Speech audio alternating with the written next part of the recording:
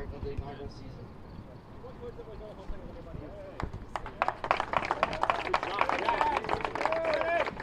Hi everybody, and welcome to the UFTL Sports Network at Plantation High School on a warm and very muggy evening. This is David Griffith, the voice of the Eagles, and it's a special night for UFTL baseball. It is senior night, and they're honoring all of the seniors down by home plate as we speak, starting with Tad Stokowski, accompanied by his parents, who live up in the Tampa St. Pete area, and they're about as dedicated parents as you can imagine, driving down to almost every home game from the Tampa St. Pete area and being able to make it down here, making the 3-hour drive and coming in game out, despite the fact that Tad Stokowski is not normally one of the regular starters, but they're always excited to come down here, and the Stokowskis will be excited tonight because Tad Stokowski is in the starting lineup for Fort Lauderdale tonight. Next up is the starting pitcher for Fort Lauderdale tonight, number 11, Caleb Rodriguez. And just as I thought, all of the seniors will be in the starting lineup. Stokowski, Rodriguez on the mound. I now think of them as family. Much love. Jason Ramos beginning at shortstop. Not normally one of the regular starters, but getting the okay to start tonight. And at third base, Arthur Quinones. And speaking of Jason Ramos, here he is, number 13, who is down by home plate.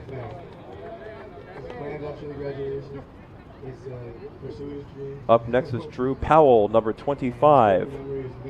I beg your pardon, that's Arthur Quinones. They look similar from the back, but it is Arthur Quinones, number 25. Drew Powell is in the starting lineup tonight at right field. Normally he plays the DH spot, but tonight he's in right field with no Justin Martinez getting the okay tonight and no Gabe Mengual. Arthur Quinones, the next one up. After that, he'll be followed by number 22, Yabdiel Hernandez, who is in the starting lineup tonight at the DH spot. Hernandez last year was a utility man for Fort Lauderdale, including pitcher. This year he has seen kind of minimal playing time, but in honor of the seniors on the squad, Coach Billy Glessner has him starting at the DH spot for Fort Lauderdale tonight. And they have a good matchup going up against a very capable Atlantis team, coming in with a record of 24-10. A long-awaited series between these two teams. It took until the final series of the year for the two teams to match up.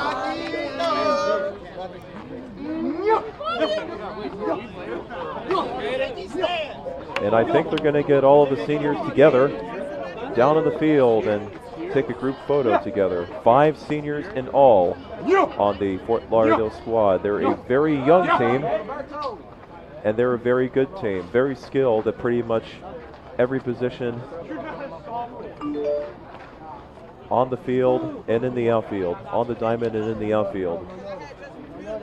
Atlantis, in the final 2 games they played against Fort Lauderdale last year, they beat UFTL by pretty significant margins.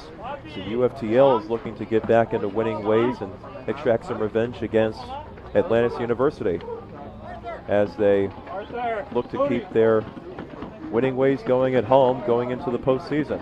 Fort Lauderdale is 19-2 at home, and they're a bit of a dichotomy this year because while they've been super dominant at home with that 19-2 record, they've been inconsistent on the road as they're under 500.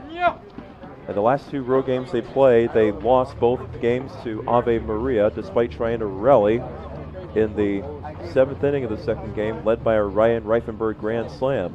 But I'm sure that's in the past as all the seniors are gathered together for the photo, along with the coaching staff and the proud parents of whoever is able to attend tonight.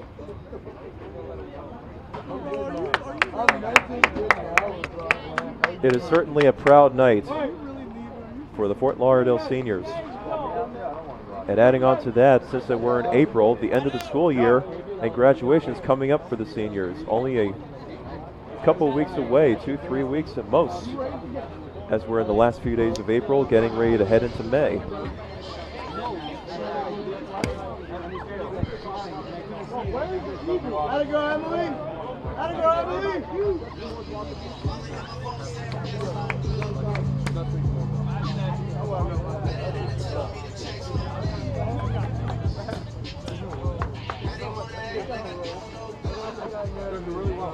Softball player Emily Bryan and trainer Rachel Taylor down on the field behind the third at home plate. They have the balloons in hand and they're by the bunches. A nice ceremony for the seniors.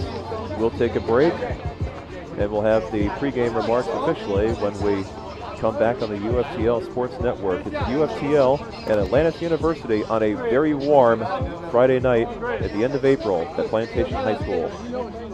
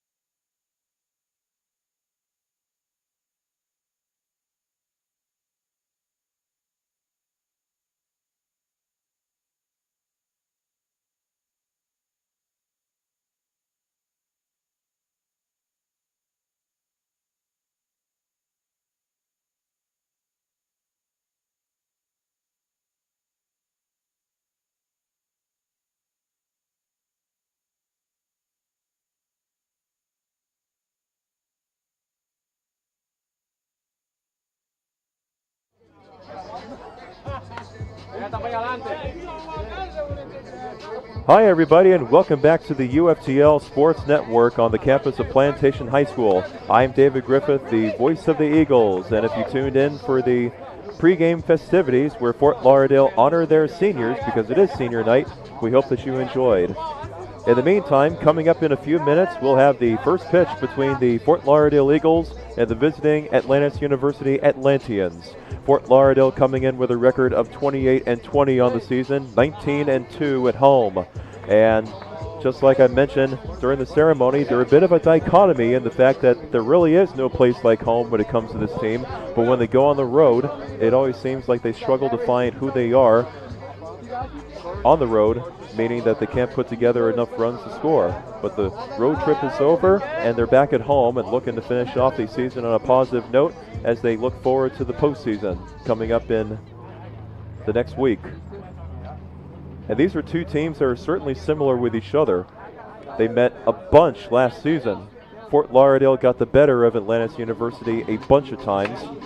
However, the last two games that Fort Lauderdale and Atlantis played, AU won both of those games in pretty convincing fashion, 15-5 and 8-1. But in one of those games, Fort Lauderdale did not play their normal starters, just as a token of appreciation for all of the players who sit on the pine in the dugout and don't get a chance to play. The seniors will be playing tonight, 5 in all, but other than that, it's a regular starting roster for Fort Lauderdale across the board. How will they fare against Atlantis, coming in with a record of 24-10 and a winning record on the road? Well, we'll find out.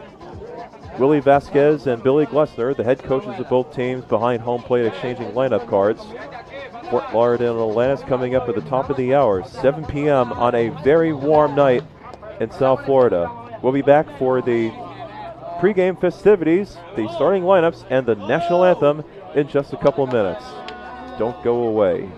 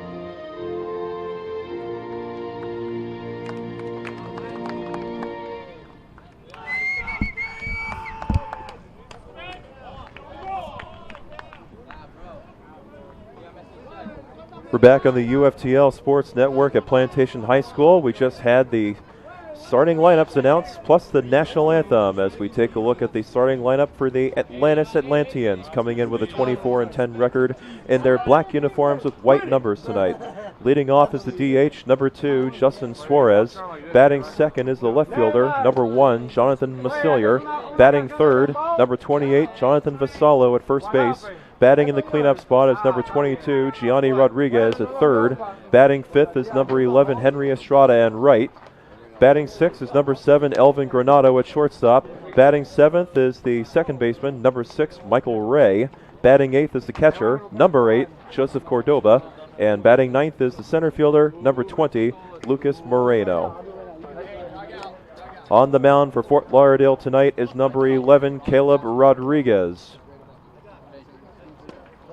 who is making his first start on the season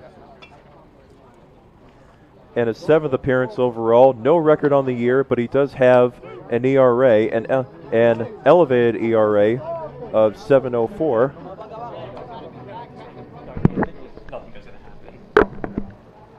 Of 7.04, so it'll be up to Caleb Rodriguez to try to generate some outs and set the tone defensively for Fort Lauderdale for the offense, as we're about to get set on the UFTL Sports Network. As leading off for Atlantis University will be number 2, Justin Suarez.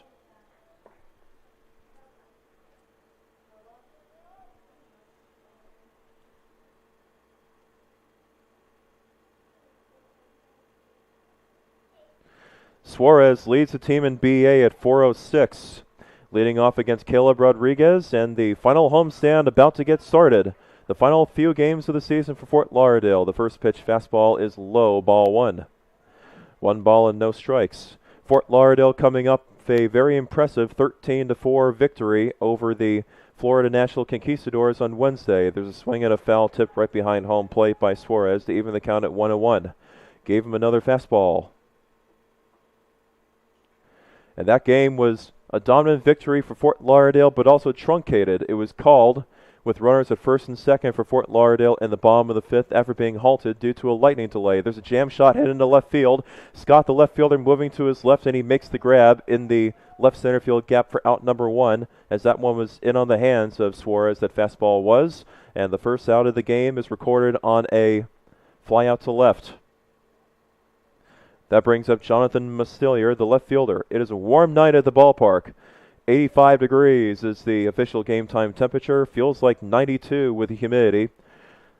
68% humidity. Winds out of the north at 9 miles per hour, and it is mostly sunny. There's a first pitch fastball for a called strike to Mastillier. It is 0-1. 1 out in the top of the first, no score. with Atlantis at bat. There's a swing and a fly ball hit into left field. Back goes Scott. He drifts back, and that ball is gone for a home run by Mastillier. Over the left field wall by the advertising signs. Scott drifted all the way back. It thought he might have had a play on the ball, but Mastillier, who just went after that 0-1 fastball from Rodriguez, plants one into left field, and the first run of the game belongs to the Atlantians as Mastillier picks up his first home run of the year and his 26th RBI.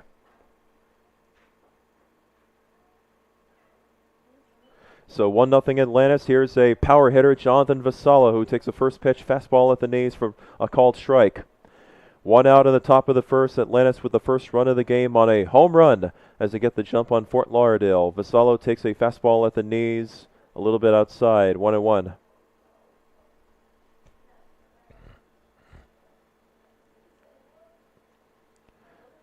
Rodriguez deals, and the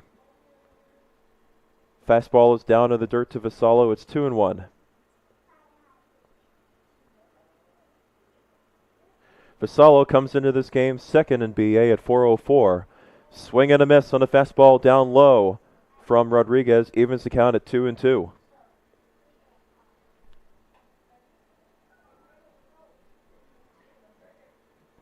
Rodriguez deals a 2-2 pitch from the windup, and the side armor throws a fastball low. It's 3-2.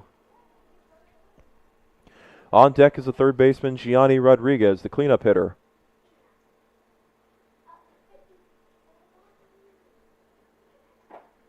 Full count. Rodriguez pitches, swing and a pop-up. Over on the edge of the outfield grass in right center field, shallow right center field, Cubalete drifts back, calls everybody else off, looking up into the evening sky, and he puts it away for out number 2.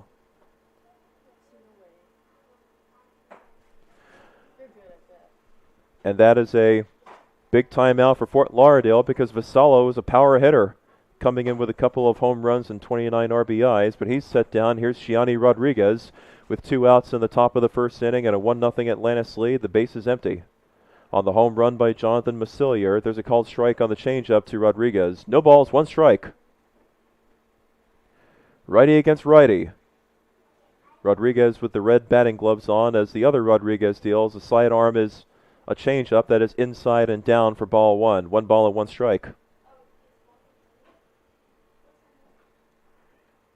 Gianni Rodriguez coming into the game batting .343. There's a swing and a miss from Rodriguez as he can't catch up to that fastball. And Caleb Rodriguez is ahead in the count 1-2. Rodriguez against Rodriguez, no relation. Caleb Rodriguez, the pitcher, ahead in the count. Deals the 1-2 pitch, bouncing ball, hit to short. Fielded by Ramos on the backhand, bobbles it, throw over to first base is low. Bouncing ball will not be an out. Safe at first base on what I believe will be an error by the shortstop Ramos is Gianni Rodriguez.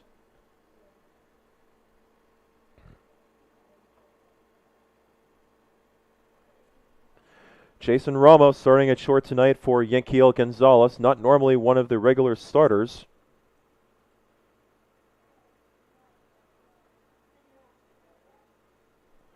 As Caleb Rodriguez gets ready to face Henry Estrada, the right fielder, and the first pitch fastball is belt high for a called strike. Runner at first base, which is Rodriguez, off of the error from the shortstop Ramos. 2 outs, top of the first inning. The home run by Mastillier has Atlantis up 1-0. Rodriguez deals the 0-1. Change up down low, 1-1. Missed below the knees. Number 13 for Fort Lauderdale was Carmine Mercadante, but now wearing it is Jason Ramos instead. The 1-1 pitch, there's a line drive hit into right field for a base hit. Cut off by the right fielder Powell, who bobbles it momentarily. Heading over to second base and stopping there is Rodriguez. And on to first base with a single is Estrada as he golfs that one down below the zone of the fastball below the knees. He keeps the inning alive for Elvin Granado, the shortstop. Back-to-back base runners after 2 guys were set down. Granado, the shortstop, the 6th place hitter in the batting order. First and second for Atlantis with a 1-0 lead, looking for extra damage in the top of the first. Caleb Rodriguez, the senior, looking for the out. Swinging a fly ball hit into center field. Right center field. Back is Reifenberg. It's over his head, and one hops up against the wall. Rodriguez comes around third. He'll be Scoring around third and through the stop sign is Estrada. He comes in to score. Over at second base with a bases clearing double is Elvin Granado on the first pitch that he sees from Rodriguez to extend Atlantis' lead to 3-0. A line drive hit into right center field. The speedy Reifenberg going back as fast as he can towards the wall, but no matter how fast you are, you can't outrun one of those sharp line drives hit out there. And one hopped up against the wall. Reifenberg played it on the carom, but there's not a whole lot that he can do on it, aside from the fact that all he could do is just get it back into the infield. Here's Michael Ray, the second baseman, who takes a called strike. 3-0 Atlantis leads in the top of the first inning, right after the bases clearing double by Elvin Granado. Rodriguez looking to limit the damage and finally get the third out. That's off the glove of Rodriguez. No chance for a play as Quinones will cut it off on the infield dirt, and over to third goes Granado. No chance of a play. Tough luck for Rodriguez. He saw that the ball was hit right back to him, did all that he could to slow it down, but then it drifted away from him.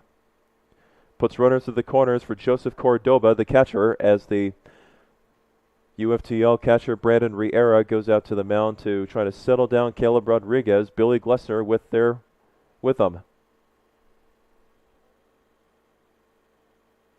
It's an infield hit for Michael Ray.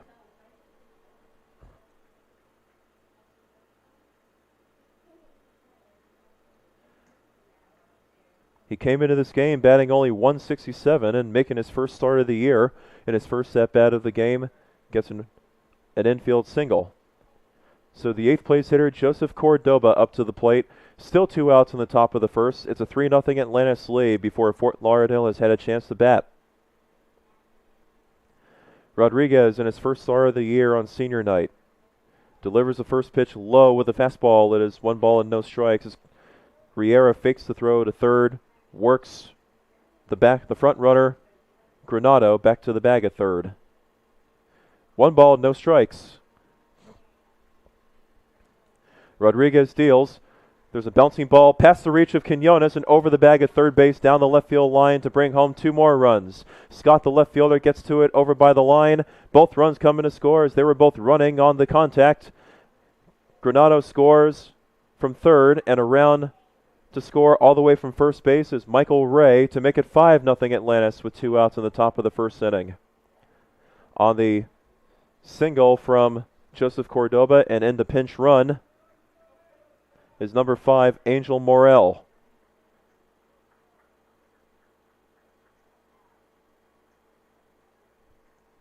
Here's the 9th place hitter, Lucas Moreno. Takes a first pitch fastball low to the left-handed pitcher Moreno, the left-handed hitter Moreno, for ball 1. So Atlantis has batted around to the top half of the first inning. They have 5 runs scored, all set up on the home run hit by Jonathan Massilier. Fastball is down and in to Moreno. It's 2-0.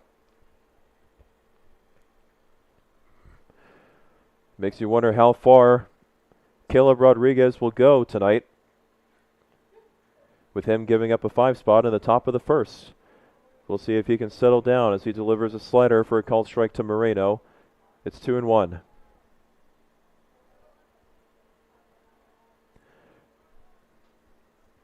In at second base with a double is Cordoba, replaced with a pinch runner. Fastball is inside to Moreno. 3-1 the count.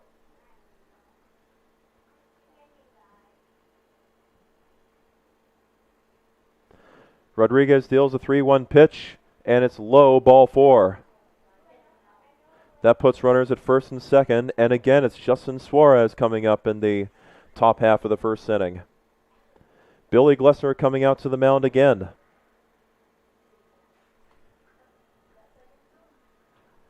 We'll see if they replace him, and it looks like they will. Caleb Rodriguez goes 2/3 of an inning on senior night getting the start. He's given up 5 runs, and he's responsible also for the runners at first and second for Atlantis. As we have Jacob Larock coming in to pitch for UFTL. We'll take a break and come back to the UFTL Sports Network in just a moment.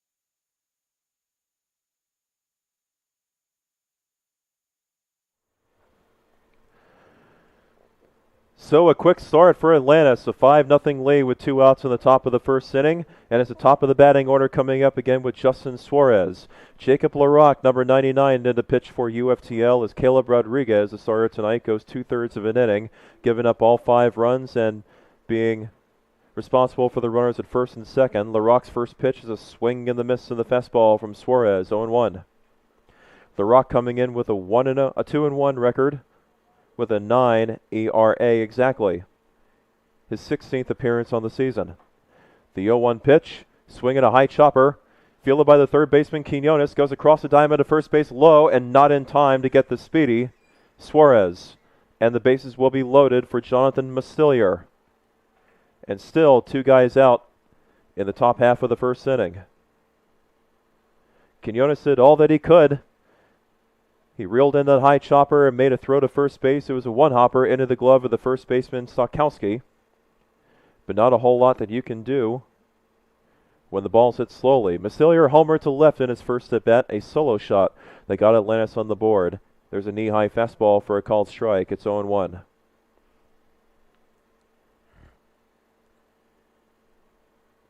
So Mastillier with his second at-bat of the night. The home run that he had was his first of the year. The 0-1 offering, swing another high chopper. That one's off the bag, and that's into center field for a base hit to bring home a couple more runs. Morrell, the pinch runner, the front runner, comes in to score. And in to score also is the runner right behind him, and Lucas Moreno, and tagged out at second base as he was late getting back to the bag at second was Justin Suarez. But still, a 2 RBI single hit by Jonathan Mastillier. 3 RBIs in the first inning all by himself. And Fort Lauderdale finally gets out of the top of the first, but damage done by Atlantis. The Eagles have some work to do. Bottom of the first coming up, 7-0 Atlantis on top. Christian Olazabal coming on the mound for Atlantis.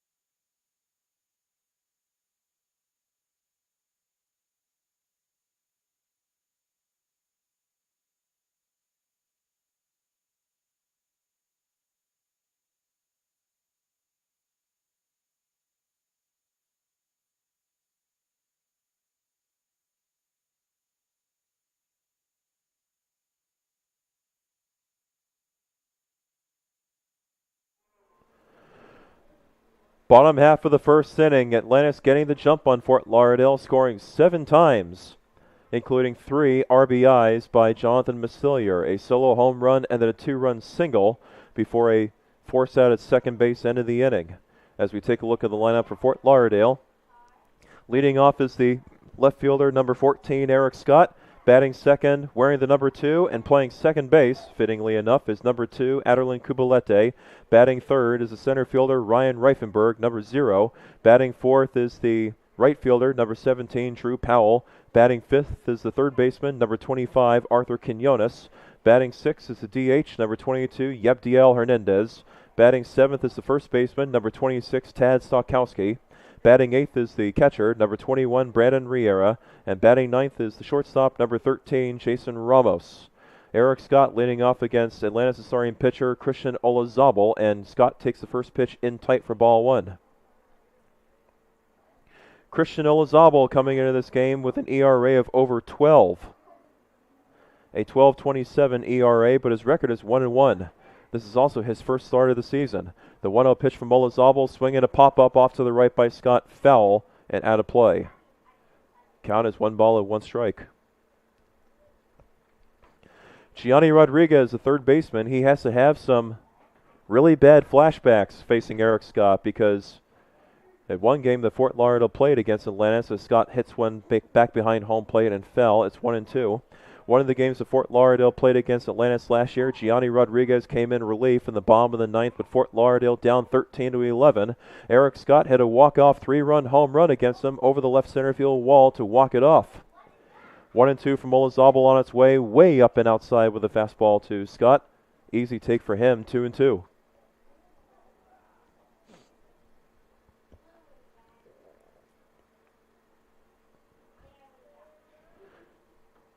Olazabal deals a 2-2 to Scott, and the fastball, no. Looked pretty good, but just a bit inside. Pretty good in terms of height, but a little too far off the black on the inside to the right-hander Scott, 3-2. Eric Scott coming in batting .356 on the year. His 44th game started and 45th game appeared. Full count. The payoff pitch from Olazabal. Swinging a line drive, hit into left center field on the high fastball. That gets down into the gap, and it 3 hops up against the wall. Scott around second base. He'll drop anchor there as the throw gets back into the infield by the center fielder Moreno, cut off by the shortstop Elvin Granado, and a leadoff double for Eric Scott to begin the bottom of the first for Fort Lauderdale. That'll bring up Aderlin Cubalete, the second baseman. Nice job by Scott, loading the count full and being very disciplined at the plate, waiting for his pitch, and he got a high fastball. He didn't miss it. Here's the cube, Aderlin Cubalete, with a runner at second base and nobody out in the bottom of the first, and a 7-0 Atlantis advantage. The pitch from Olazabal is down and away. Wild pitch gets away from the catcher Cordoba, and trotting over to third easily is Eric Scott. So it's a runner at third for Fort Lauderdale with nobody out. UFTL in their pinstripes tonight, the blue and white pinstripes with the golden letters that say Eagles across it. It's 1 ball and no strikes to Aderlin Cubalete. Olazabal, the pitcher, tying his shoe, gets a little dose of rosin and resets on the mound. Cubalete, the right-handed hitter, ahead in the count 1-0. Scott leads off at third, and the fastball is up and away to Cubalete, 1-1.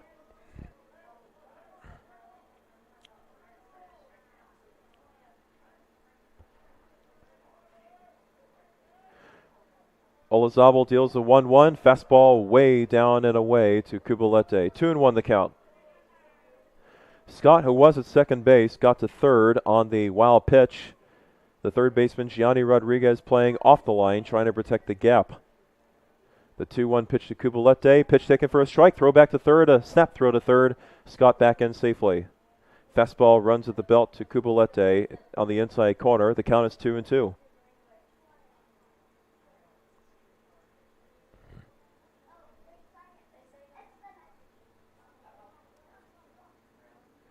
Olazabal deals a 2-2 to Cubalete. He reaches for it. Hit off to the right side. Fell. The first baseman Vassallo gives chase, and it is out of play. Still 2-2. Ryan Reifenberg on deck, the leading batter for Fort Lauderdale in batting average, and also leading RBIs leader. Cubalete with a runner at third, trying to give Fort Lauderdale their first run of the game with Scott at third.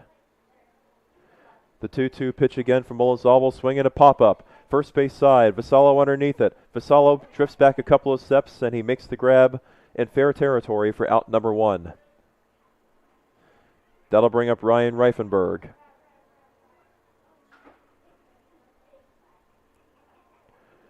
Reifenberg on Tuesday against Ave Maria in the second game with a doubleheader hit a grand slam in the final inning as Fort Lauderdale ultimately fell short in their rally, but the grand slam was definitely a highlight for him. There's a belt-high fastball called a strike to Reifenberg at his 0-1. Scott, the runner at third base. 7-0 Atlantis leads in the bottom of the first. Fort Lauderdale looking to bring a run home as Olazabal goes back to the rosin. It is a very warm night down there. You don't have to do much to work up a sweat tonight. The 0-1 pitch to Reifenberg. Oh, sidearm. And the fastball's down and away to Reifenberg. 1-1. First time that Olazabal's gone to the sidearm. He's normally a regular 3/4 high delivery. 1-1 to Reifenberg on its way, in on the fists of Reifenberg and fouled off to the right. 1-2 the count.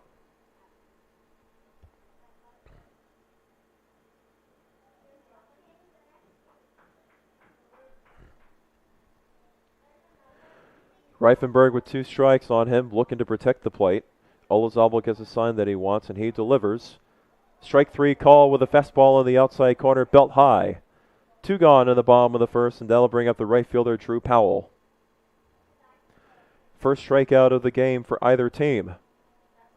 Olazabal gets one looking. The left-hander, Drew Powell, up to the plate, still trying to get that runner home from third base, and Eric Scott.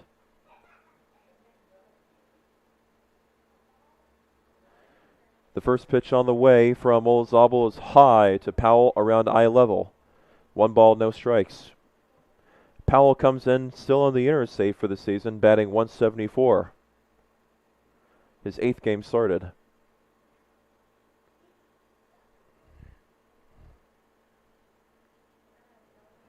The 1-0 pitch from Olazabal, swinging a fly ball hit into shallow right center field. Drifting diagonally is the right fielder Estrada, calls off the center fielder Moreno, and then makes the catch to end the inning.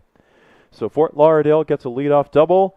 Scott gets to third base, but that's as far as he can get as Fort Lauderdale goes down in order after that. 7-0 Atlantis on top. Second inning coming up on the UFTL Sports Network.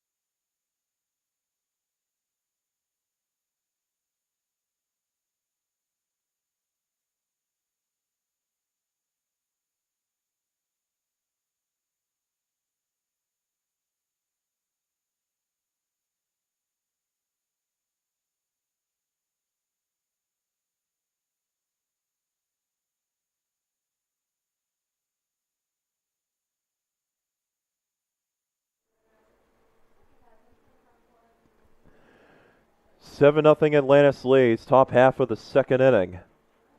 Atlantis sent 11 men to the plate in the top half of the first. Jonathan Vasallo, the third place hitter and first baseman, leads off against Jacob LaRocque, the reliever, who replaced Caleb Rodriguez on the mound with 2 outs in the top of the first. Rodriguez's night lasted all of about 15 minutes. Look out, first pitch fastball from LaRocque is way up high to Vasallo. 1 ball, no strikes. Vasallo in his first at-bat popped out to the second baseman Cubalete. LaRocque deals the 1-0. Vasallo swings and lifts it into left field. Back is Scott. That's drifting over by the line. It is a home run over the left field foul pole.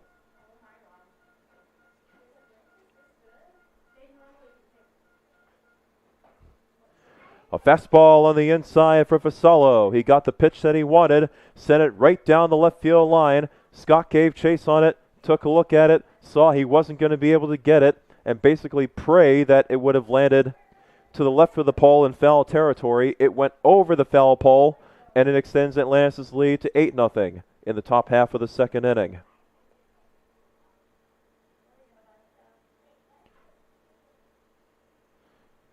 Vasallo picks up his third home run of the season as Gianni Rodriguez takes a first pitch strike at the knees. And it's the 30th RBI for Vasallo on the season, too.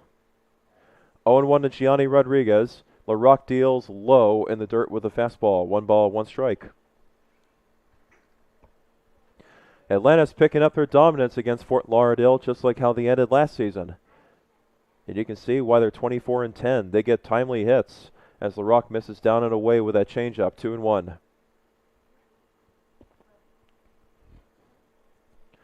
On deck is Henry Estrada, the right fielder. Rodriguez in his first at bat, he got on base with an error by the shortstop Jason Ramos. Low with the fastball below the knees to Rodriguez. 3-1.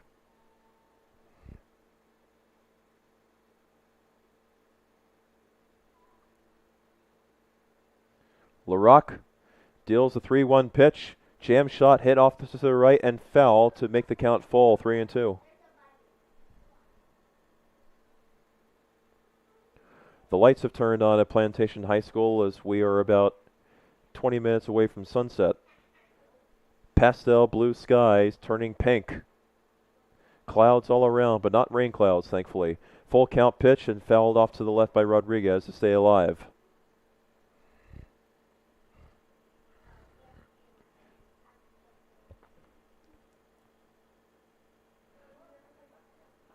A lot of players on the Atlantis squad can hit. Gianni Rodriguez, no exception, batting .343. Again, the full count from LaRock. And it's inside ball 4 with a slider that doesn't slide. Misses in tight to Rodriguez. He has a free ticket to first base. That brings up the right fielder, Henry Estrada. With a runner at first base and nobody out in the top of the second, an 8-0 lead for Atlantis.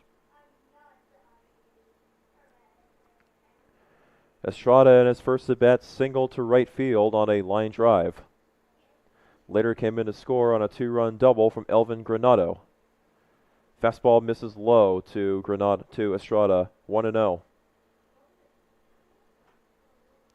Infield and double play depth for Fort Lauderdale. Tad Stokowski, the first baseman, guarding on the bag against Rodriguez. The 1-ball offering, swinging a high chopper to the third baseman. Quinones can't get it, and it's in the left field for a base hit as that one's past the reach of the outstretched glove of the shortstop Ramos. And it's the second hit of the game for Henry Estrada in his many innings. Puts runners at first and second for Atlantis with nobody out still. That brings up Elvin Granado, the shortstop.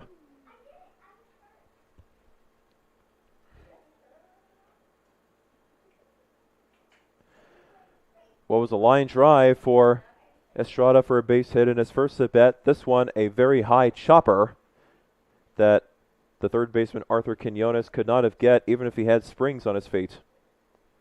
Here's Elvin Granado with runners at first and second and nobody out, and an 8-0 lead for Atlantis. Takes the first pitch, change up at the knees for strike one. Rodriguez at second, Estrada at first. LaRock looks back to second. The 0-1 offering on its way, swinging a fly ball, hit into right field, coming in is Drew Powell. He goes into a head-first slide. He makes the catch. Rodriguez tags from second, heads over to third, and makes it there as the throw is cut off by the shortstop, Jason Ramos. Holding put at first base is Henry Estrada, and puts runners to the corners as Granado with a flyout. Nice play made in the outfield by Drew Powell to get one out. But as Gianni Rodriguez, reading that out well, is able to get to third. And here's Michael Ray, the second baseman. He had an infield single on a bouncing ball to the third baseman, Quinones. Throw over to first base is not in time. The Rocks saw that Estrada was way off the bag. 8-0 Atlantis leads. 8 runners at the corners with one out in the top half of the second. A run is in on the home run by Jonathan Vasallo. Fastball low to Michael Ray. 1-0.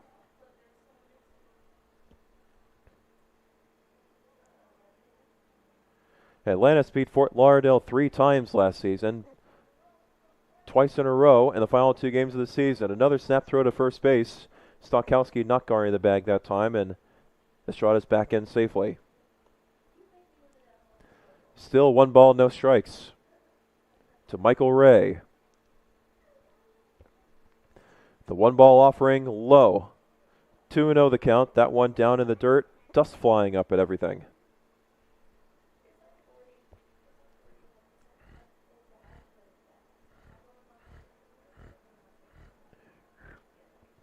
Atlantis with a really good chance to add on to their 8-0 lead with one out in the top of the second inning. LaRock deals the 2-0. Fastball taken for a strike. The throw down to second base out of the glove of Ramos as Estrada goes. He's safe at second base. Ramos couldn't hold on to it, and it's a stolen base for Estrada to put runners at second and third with a count 2-1 to Michael Ray. That makes Estrada 5 of 8 in stolen bases. LaRock deals a 2-1. Swing and a miss on the slider. Drops back onto the outside corner below the knees in the outside part of the black, and it evens the count at 2-2. Ray awaits the 2-2. LaRock deals. Swing and a miss. No.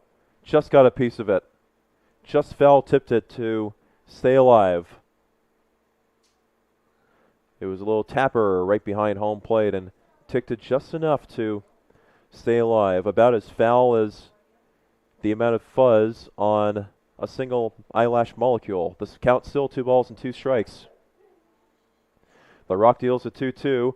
Strike 3 call with a fastball at the knees. Ray can't believe it as he heads back to the dugout. First strikeout for Fort Lauderdale pitchers. Jacob LaRock gets it. 2 outs in the top of the second inning. Runners at second and third for Atlantis with an 8-0 lead. Here's the catcher, Joseph Cordoba, the 8th man to the plate in this inning. The pitch from LaRock, and there's a called strike. It is 0-1. I beg your pardon, Cordoba, the 8th place hitter in the lineup. It is the 6th hitter in this inning for Atlantis University. No balls, 1 strike to Cordoba. Runners at second and third with an 8-0 lead and 2 outs. Atlantis batting. Fastball low below the knees to Cordoba. 1 ball, 1 strike. LaRock trying to get out of the inning. He's allowed a home run, a walk, and a base hit in succession, but then he got a fly out to right and a strikeout looking. The 1-1 count, change up down in the dirt low. Riera with a nice block gets back to it and works Rodriguez back to the bag at third. 2-1 to Cordoba.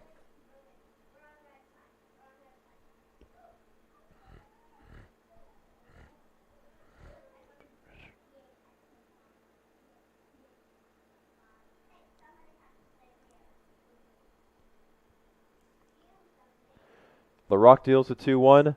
Fastball low again. 3-1 the count.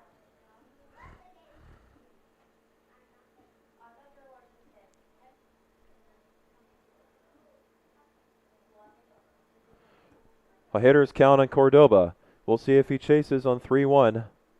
LaRock deals. Swing and a miss. Change up, and Cordoba was not expecting that one. Swung through a good changeup from LaRock, and the count is full, 3-2.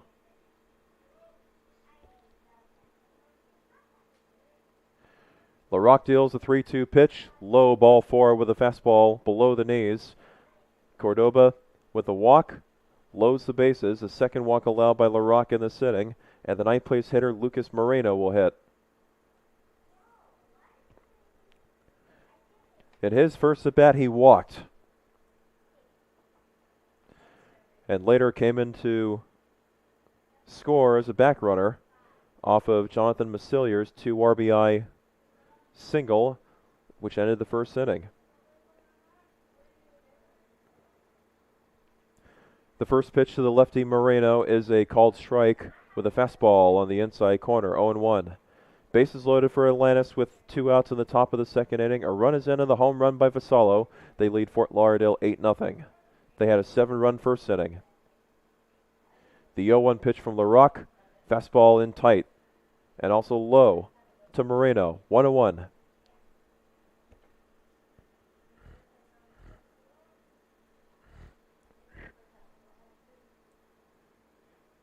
One and 1 to LaRock. Swing and a miss, a half swing and a miss by Moreno, that makes the count 1 ball and 2 strikes.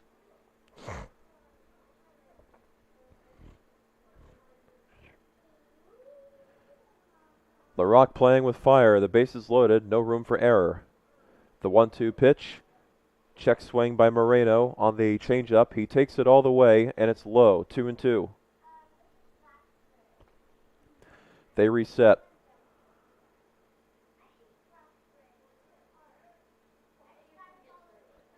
LaRock deals a 2-2, swing and fisted foul.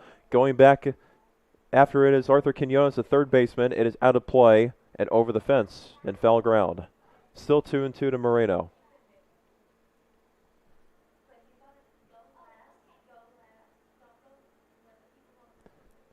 Lucas Moreno, the ninth place hitter in the Atlantis batting order, coming in batting .299 in this game.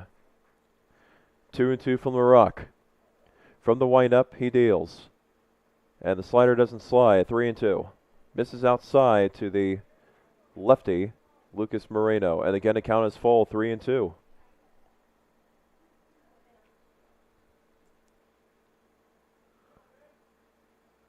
Payoff pitch from LaRock. Foul back to the screen behind home plate. He gave him another fastball, and Moreno was all over that one. Count remains full, 3-2. As some very thick cumulus clouds come over the ballpark. It's kind of a majestic sight. 3-2 again from LaRock, and a swing and a miss on the changeup as Moreno went down to get that one. Couldn't make any contact. It's the first swing and strikeout for either side as LaRock picks up his second strikeout of the inning. A run scores on the home run by Jonathan Vasallo. Atlantis leaves the bases loaded. Bottom of the second coming up. Atlantis 8, Fort Lauderdale nothing on the UFTL Sports Network.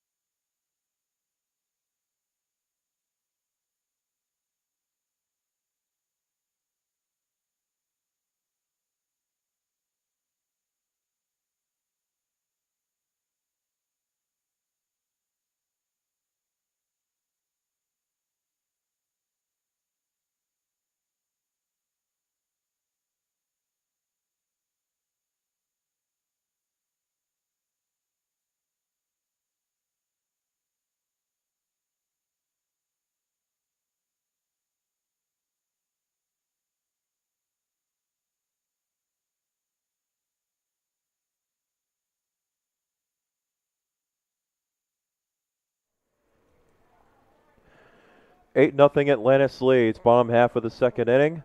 Christian Olazabal dealing to the fifth place hitter Arthur Quinones leading off. And there's a first pitch fastball at the knees for a called strike. 0-1 the count. Fort Lauderdale had a leadoff double in the bottom half of the first with Eric Scott. He got to as far as third on a wild pitch but couldn't come in to score. Swing and a miss from Quinones on a fastball that drops below the zone. And Quinones is quickly behind in the count 0-2.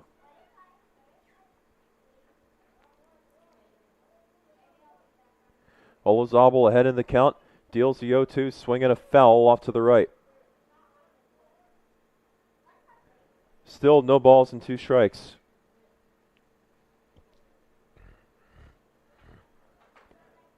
Again the 0-2 from Olazabal, and the fastball low below the knees to Quinones, 1-2. Trying to get on base and start off the bottom of the second inning on the right foot for the Eagles, trailing 8-0. With 24 outs to work with, at least for now. Olazabal didn't like what he saw from his catcher Cordoba, so he resets. Again, it's a 1-2 from Olazabal, and Quinones fouls it off to the left. It's still 1-2.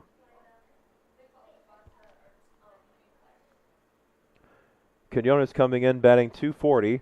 Making his 5th start of the year.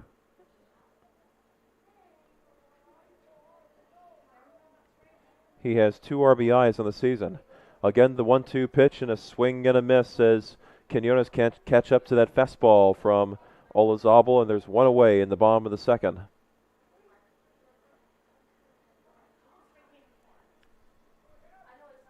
Second strikeout from Olazabal, his first one swinging. And here's the DH, Yabdiel Hernandez.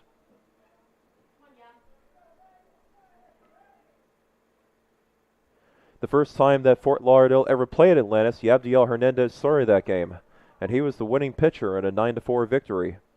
And here he is batting sixth in the batting order as a DH, batting right-handed against Christian Olazabal. One out in the bottom of the second and down 8-0. There's a swing and a foul behind home plate by Hernandez. It's 0-1.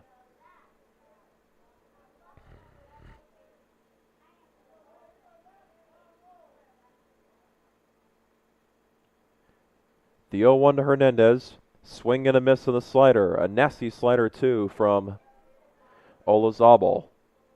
And a quick 0-2 is the count. Olazabal deals.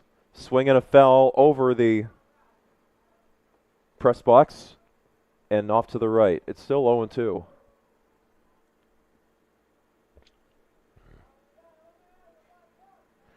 Again, the 0-2 from Olazabal. High fastball. Jam shot hit into shallow right center field. It's a pop-up. The second baseman, Michael Ray, is underneath it, looking up into the sky, and he puts it away for out number 2.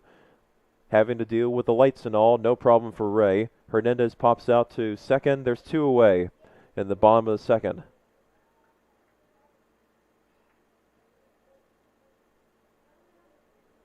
That brings up the first baseman and left-handed hitter, Tad Stokowski, one of 5 seniors who started this game for Fort Lauderdale. Stokowski hits it foul off the handle, back behind home plate. It's 0-1. 2 outs in the bottom of the second, an 8-0 lead for Atlantis. Fort Lauderdale looking for a base runner. Bases are empty. Olazabal deals the 0-1. Fastball runs high to Stokowski. 1 ball, 1 strike.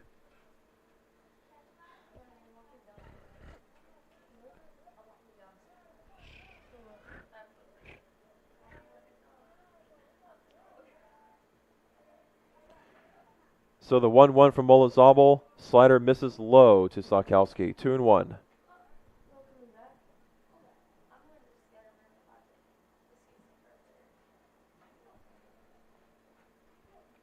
Olazabal, who came into this game with an ERA of over 12, has pitched well so far. 2-1 pitch, bouncing ball to the shortstop Granado. Moves to his left a little bit. It's a low throw, not handled by Vassallo. And on with the error is Tad Stokowski, as Vassallo can't corral that low throw. And it also looked like he might have misplayed it in his glove. A low throw by Granado. He had to hurry as Stokowski was flying down the first base line. He gets on with the error made by the first baseman Jonathan Vassallo, and Fort Lauderdale does get a base runner, albeit with 2 outs. Here's Brandon Riera, the 8th place hitter.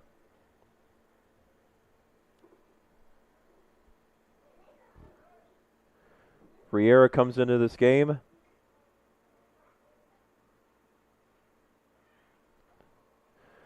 The starting catcher for Fort Lauderdale, there's a called strike to Riera. It's no balls and 1 strike. Riera batting .256 on the year. Runner at first base for Fort Lauderdale with 2 outs, down 8-0. Bottom of the second. The 0-1 from Olazabal. It hits Riera in the back, as Riera can't get out of the way of that one, and that puts runners at first and second for the 9th place hitter, Jason Ramos. First time we've seen a hit by a pitch in this game. And Jason Ramos will hit with 2 outs and runners at first and second for UFTL. In the bottom of the second, with Fort Lauderdale staring at an 8-0 deficit. After Olazabal got the first 2 outs of this inning, he allowed a base runner because of an error, which wasn't his fault, and then a hit by a pitch just a moment ago. Jason Ramos looking to do some damage in his first at-bat of the night. The first pitch to Ramos from Olazabal, belt high fastball, misses, ball 1. That pitch has been called a strike a few times tonight, but not that time. The count is 1-0.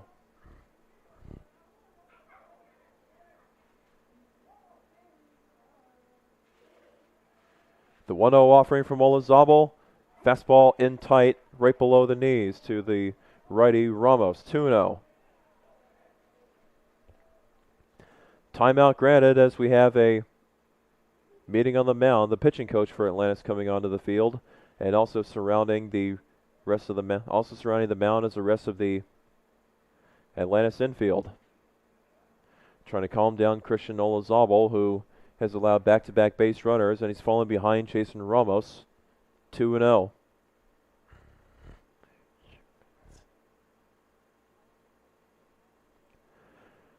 There's no information about Jason Ramos on the stat sheet. He's wearing the number 13. The original number 13 was Carmine Mercadante. And also originally 22 for Fort Lauderdale. Tonight it's being worn by Yabdiel Hernandez, but before it was Alexis Ocasio.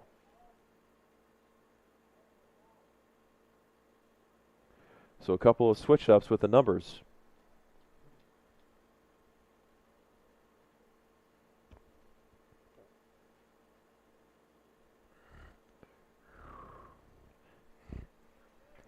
Two balls, no strikes after the meeting to Jason Ramos. Olazabal on the mound.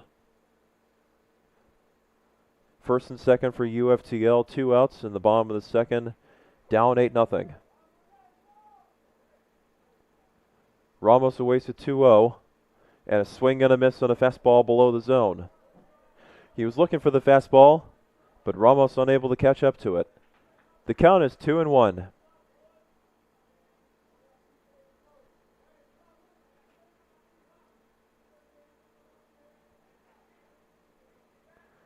Ramos does a couple of practice swings in the box. It's a righty against righty. Olazabal deals. Swinging a line drive into left field. That's a base hit. Stokowski around third gets the okay from head coach Billy Glessner. He comes in to score as the throw is back into second base. Not in time to get Yabdiel Hernandez, who strayed too far off the bag for a moment at second base, but he gets back in safely. Gianni Rodriguez cut off the ball at third from the left fielder Jonathan Mastillier. The throw back to second base to the second baseman Michael Ray is not in time to get Yabdiel Hernandez, and Jason Ramos comes through with his first at-bat of the game with an RBI into left field to give Fort Lauderdale a run. It's 8-1 Atlantis in the bottom of the second. And here's Eric Scott with runners at first and second for UFTL, 2 outs and run in. Scott in his first at-bat, he doubled into right center field.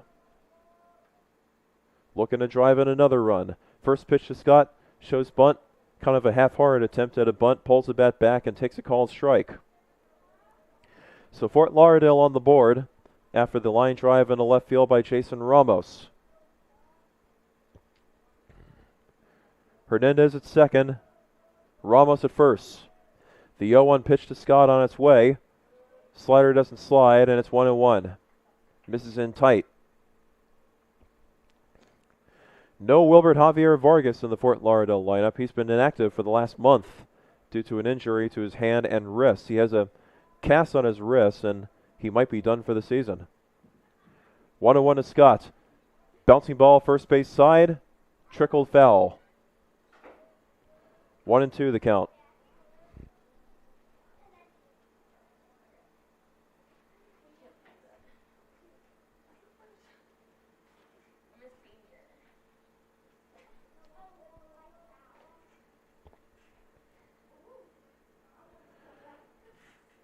One ball and 2 strikes to Eric Scott with runners at first and second, and a run in for Fort Lauderdale in the bottom of the second. They have a big rally to try to accomplish to come from 8-0 down. It's currently 8-1.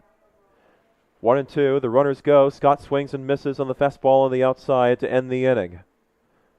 He was going to swing, I think, at that regardless because the runners were going with the hit and run going with 2 strikes. Scott strikes out for Olazabal's third strikeout of the game. A run in on the base hit by Jason Ramos. Fort Lauderdale strands a pair at first and second. We'll head to the third. Atlantis 8, Fort Lauderdale 1.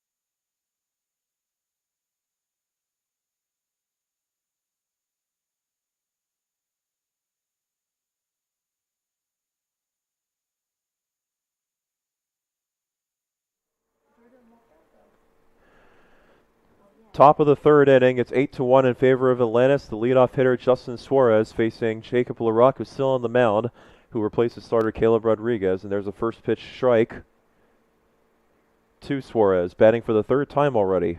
He's 1 for 2. His last at bat, he had infield hit to the third baseman, Quinones. Jam shot to third, fielded by Quinones, goes across the diamond as he pivots a couple of steps low, but digging it out is Tad Stokowski for out number 1. Nice job by Quinones, who had to hurry because Suarez, the DH, is a fast runner. And for the first time since LaRock has been up, he's been able to get his leadoff man out. And it brings up Jonathan Mastillier, the left fielder.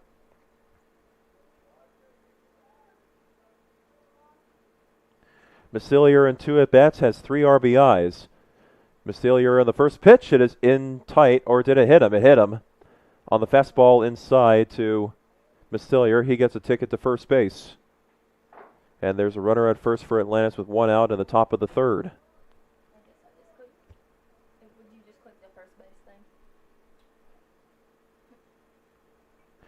I was about to say Mastillier in 2 at-bats has 3 RBIs, a solo home run in the left field, and a 2 RBI single in the center field that brought in the final 2 runs of the first inning for Atlantis, but ended the inning as a part of a 7-run first for Atlantis. Here's Jonathan Vassallo for the third time, and he looks at a fastball high. Vassallo ducks out of the way. It is 1-0.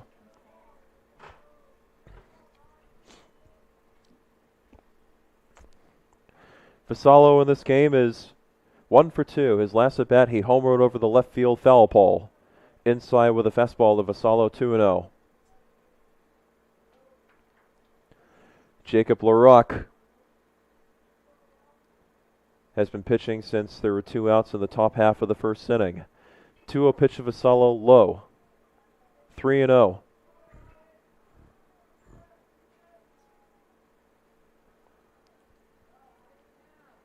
Vassallo with a lot of power in the box, trying to make Fort Lauderdale pay. The 3-0 pitch to Vassallo, fastball, foul back behind home plate. 3-1 the count. Sunset in Plantation High School, and it is a beauty. It is a beautiful night. It is warm. It is very, very warm, even here in the air-conditioned booth. 3 balls, 1 strike, the count to Vassallo. LaRock from the stretch. He deals, swing and a miss on the changeup, and the count is full, 3-2. Vassallo was hacking on that one. Came up empty. Not looking for a changeup.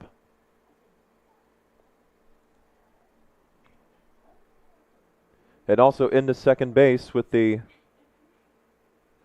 steal was Justin Mastillier, as Riera got out of his squat ready to make the throw, but no throw could have been made. Billy Glessner is out behind home plate, speaking with the home plate umpire from out of the dugout. I think he might have thought that Vassallo had gotten a piece of it. And if he did, that would mean that Mastillier would have to go back to first. But no dice. Count full, 3-2 to Jonathan Vassallo.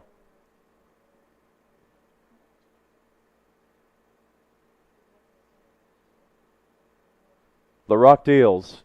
Swing and a miss. A changeup below the zone. Vassallo strikes out as LaRock gets a much-needed strikeout for out number 2, his 3rd of the game. Staying put at second base is Mastillier. 2 outs in the top of the 3rd. Here comes Gianni Rodriguez, who walked in his last appearance and then got on base before then on an error by the shortstop, Jason Ramos. 8-1, Atlantis leads. 2 outs in the top of the 3rd. Mastillier at second base after a hit by a pitch. Both pitchers for Fort Lauderdale have hit a pitch tonight, and the changeup is at the knees for a called strike. It is 0-1.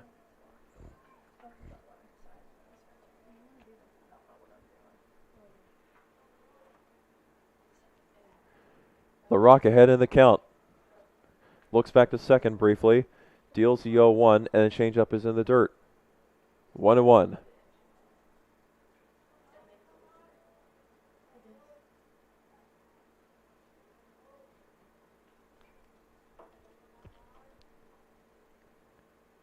LaRock looks back to second. The 1-1 pitch to Rodriguez, swinging a bouncing ball and into center field for a base hit. That'll bring home another run. Atlantis gets that run back. Mastelia around third, comes in to score. The throw is late, way late. Riera fields it by the left field line. In at first base with an RBI single is Gianni Rodriguez to make it 9-1 Atlantis with 2 outs in the top of the third. As a hit by a batsman comes in to hurt Jacob LaRocque.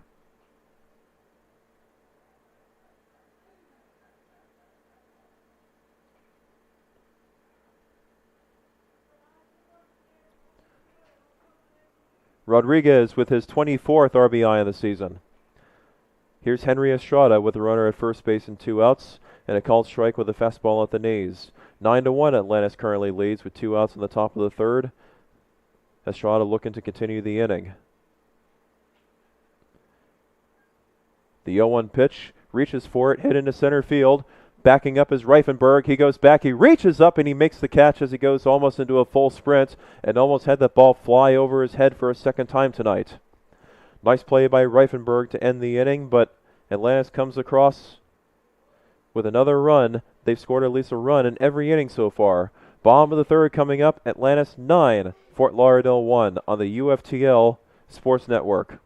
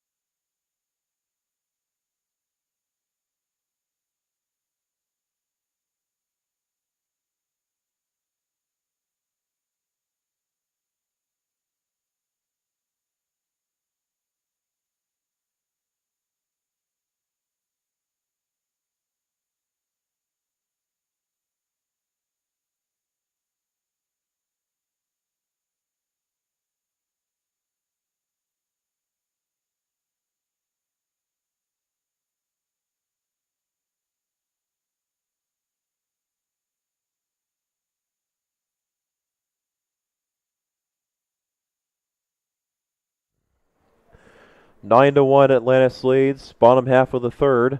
Aderlin Kubalete leading off the frame against the starter Christian Olazabal.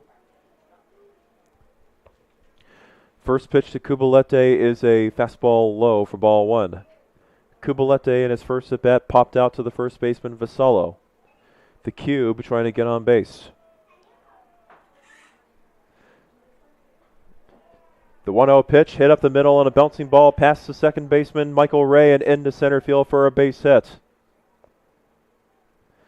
So Kubalete gets on base to begin the bottom with the third. That'll bring up Ryan Reifenberg.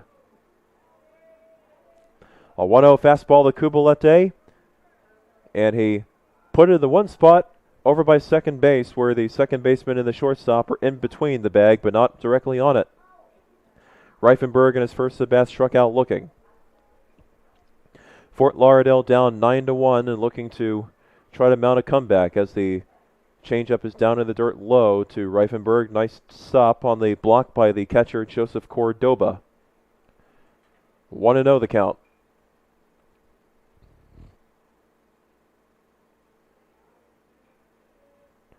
Olazabal, the wiry right-hander, deals the 1-0, and Reifenberg takes the fastball outside for ball 2. 2-0 the count. On deck is Drew Powell, the right fielder. Normally it'd be Gabe Mengual or Justin Martinez in right field, but because it's senior night, Drew Powell is getting the start. There's a bouncing ball to the shortstop Granado. This could be 2. Throw to second for 1. Throw to first. Not in time. Reifenberg, a fast runner, and he just beats out the throw from the second baseman Michael Ray, but Atlantis does get the probably the second most important thing, and that's get the lead runner out. They get Kubalete out at second base. A fielder's choice, a 6-4 put out. One away in the bottom of the third. Reifenberg stands at first base. 9-1 Atlantis leads. Here's Drew Powell, who at his first at bat flied out to right. Olazabal from the stretch. Powell doesn't waste any time and hits it into center field. Going back is Moreno. He squares up and he puts it away. Heading back to first base is Reifenberg. And that's out number 2 in the bottom of the third. Powell doesn't waste any time. He got a fastball on the inside. And he gave it a pretty good ride, but not deep enough as Powell is flied out for the second time, this time to center field. In the first inning, he flied out to right to end the bottom half of the first frame. Arthur Quinones batting for the second time, the 5th place hitter in the lineup. His first at bat, he struck out swinging. 9-1 Atlantis leads, 2 outs in the bottom of the third. The runner at first is Reifenberg. Quinones takes the first pitch slider a bit outside, 1-0.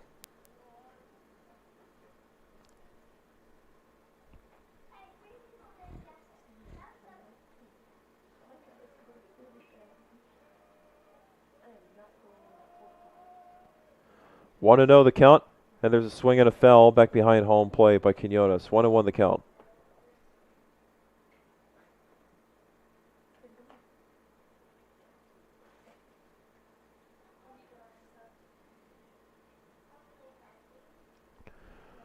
One ball, one strike to Arthur Quinones.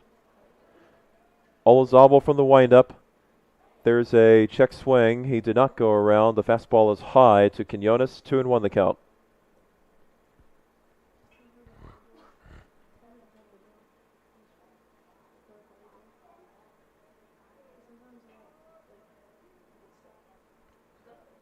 Olazabal again gets the sign. The 2-1 pitch to Quinones. Foul back behind home plate on a pop-up. 2-2.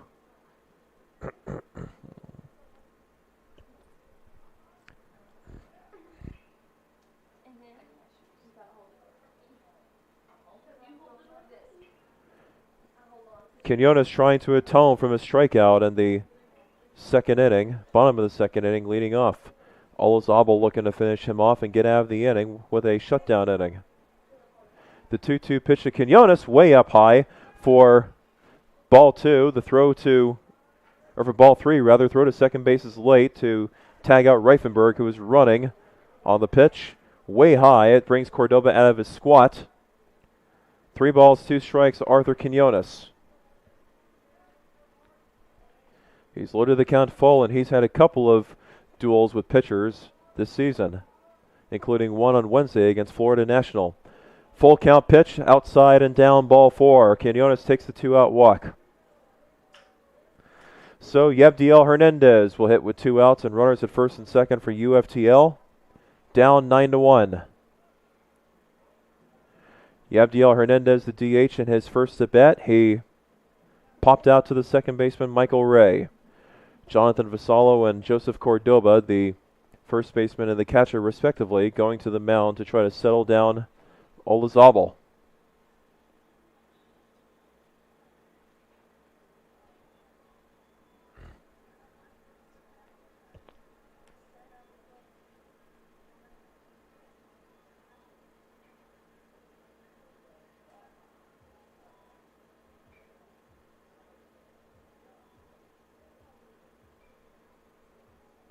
The meeting is over. Cordoba's back behind the mound. Yabdiel Hernandez against Christian Olazabal. He looks back to Reifenberg at second base. The first pitch to Hernandez is way outside for ball 1.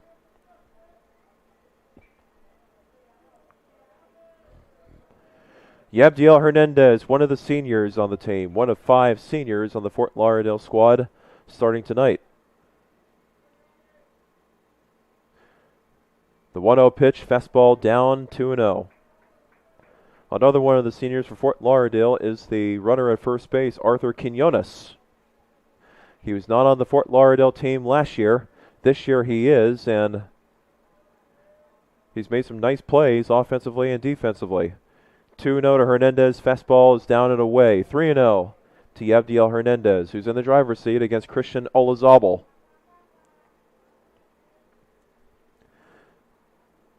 They talked about a chance of rain tonight, potentially. The only rain we got was a passing shower at about 1 p.m., but it has been a hot day.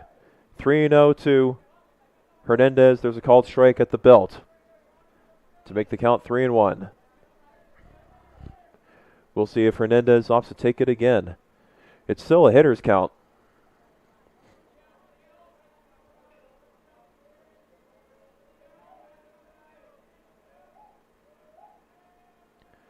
Olazabal.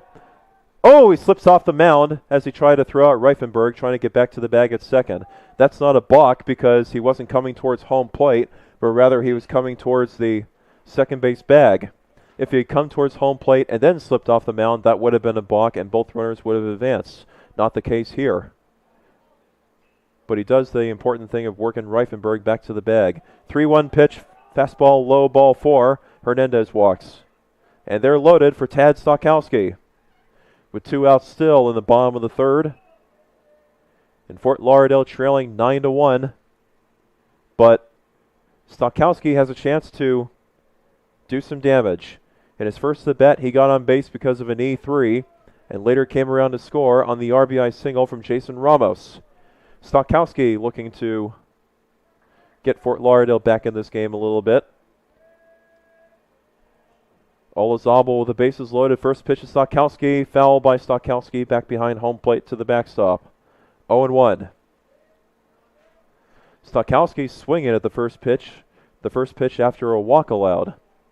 Usually the unwritten rule is you take a pitch and see if there would be a strike or a ball, but Stokowski trying to be very aggressive. The 0-1 pitch, and the fastball misses. Just a little bit low. 1-1 the count. Stokowski, the lefty.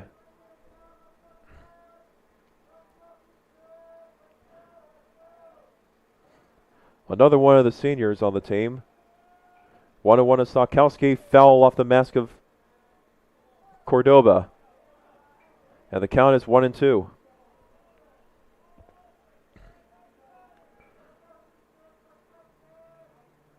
Stokowski was a starting first baseman for Fort Lauderdale when they first played Atlantis last year in February. 1-2 to Stokowski, low with a changeup, 2-2. Trying to get Stokowski to chase down low, but no dice. The count is 2 balls and 2 strikes.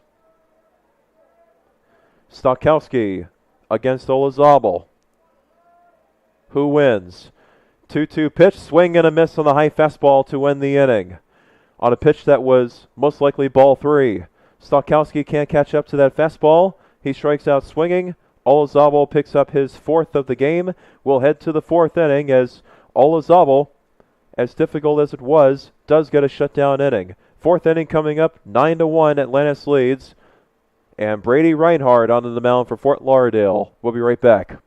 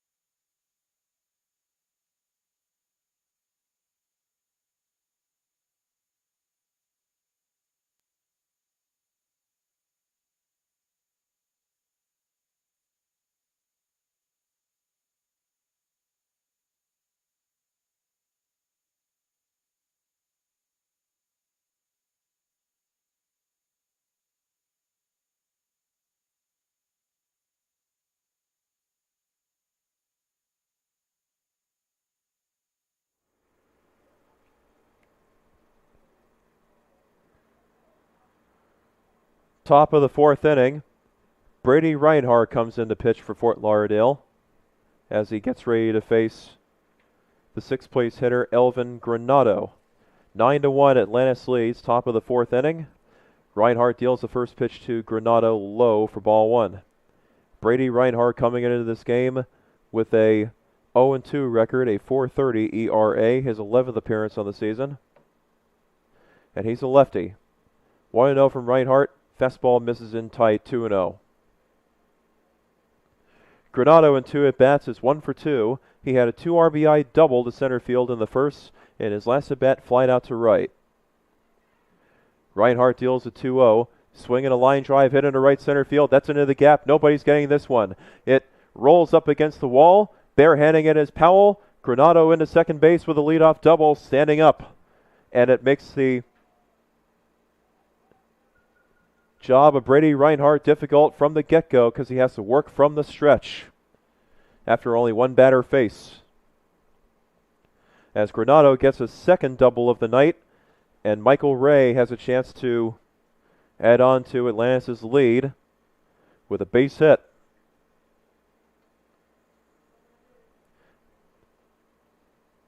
Reinhardt deals the first pitch to Ray, and there's a called strike with a fastball at the knees. It is 0-1.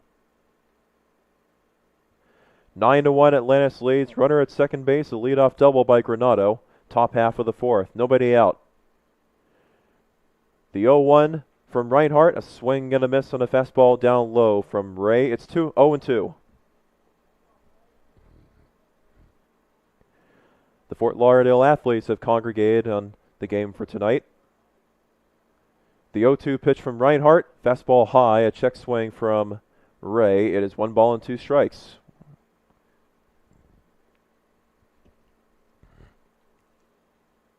One and two from Reinhardt, working quickly, swing and goes down to get it. Fly ball down the right field line, foul. The first baseman Stokowski after it. It is out of play.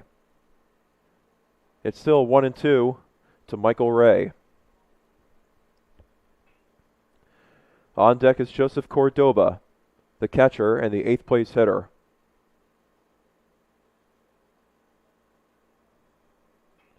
The pitch from Reinhardt. Slider? No. Misses off the black on the inside. The count is 2-2. Reinhardt checks on the runner at second base. That's Granado.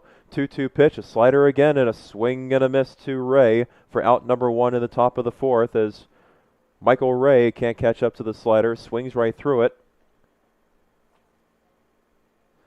And Brady Reinhardt's first out is a strikeout that he records. Here's the 8th place hitter and the catcher, Joseph Cordoba. Runner at second base for Atlantis with a 9-1 lead with 1 out. Top of the fourth inning. First pitch fastball low. Throw back to second base. It is in time. No, they say he's safe on the head first slide. Kubalete was back to the bag at second base, expecting the throw from Riera. It was a good enough throw from Riera, a little low. Kubalete caught it in the air. It was right in front of Granado, but not in time for the out. Fisted foul off to the right by Cordoba. The count is no balls and 2 strikes.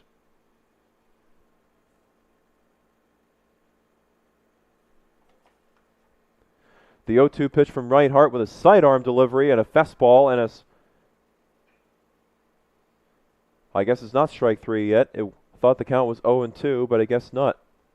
It was a swing and a miss anyway. Swing and a foul back behind home plate. It stays 1 ball and 2 strikes to Cordoba.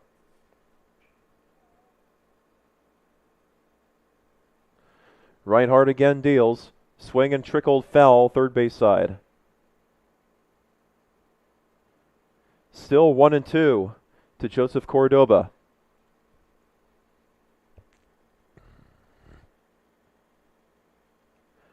Granado led off this inning with a double. Cordoba trying to bring him home and even further extend Atlantis' lead. Reinhardt again the 1-2.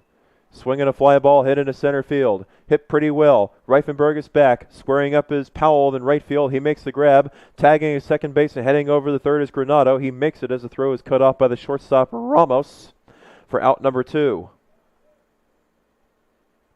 So all in all, despite getting the out, Cordoba with a productive out. He moves Granado up to third on the fly ball. Here's Lucas Moreno, the center fielder. He has walked and he has struck out swinging. A runner at third for Atlantis with 2 outs in the top of the 4th and a 9-1 lead.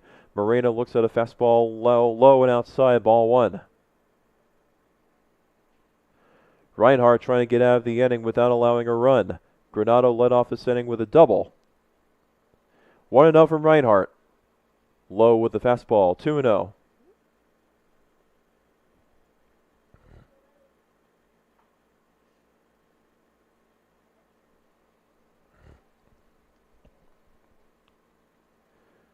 The 1-0 from Reinhardt. Knee-high fastball called a strike right down the heart of the turnpike. I beg your pardon, the count is 2-1. Hit into left field on a line drive. That is a base hit. And coming in to score easily from third is Elvin Granado to make it 10-1 Atlantis. A 2-out single by Lucas Moreno. His first hit of the night and the second time he's been on base. Heading over to second base is Moreno. The tag out at second to end the inning. The ball got away from the cutoff man in the infield. Moreno thought he had a free trip down to second base, but not to be. But he does get the RBI single, and Atlantis adds on another run to their already big lead. 10-1 with the bottom of the 4th coming up. Christian Olazabal back out to the mound for Atlantis.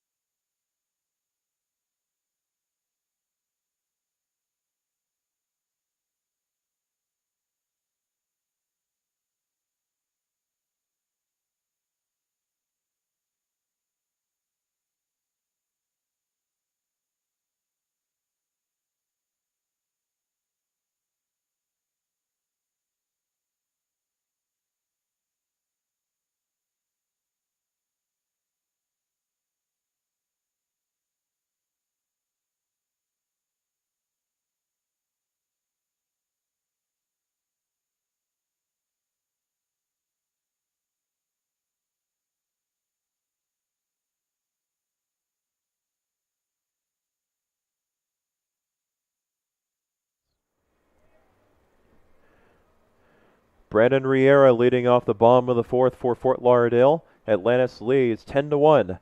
They've scored at least 1 run every inning, including 7 in the first. Fort Lauderdale with a lot of work to do. Brandon Riera with his second at-bat of the game. In his first at-bat, he was hit by a pitch. The pitcher, Christian Olazabal, deals, and the slider misses low, ball 1.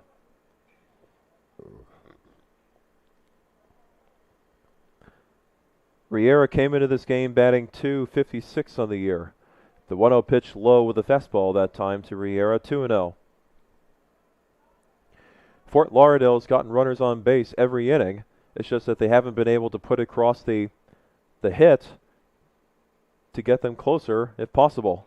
High fastball swing and a foul off to the left side. Onto 70th Ave it goes.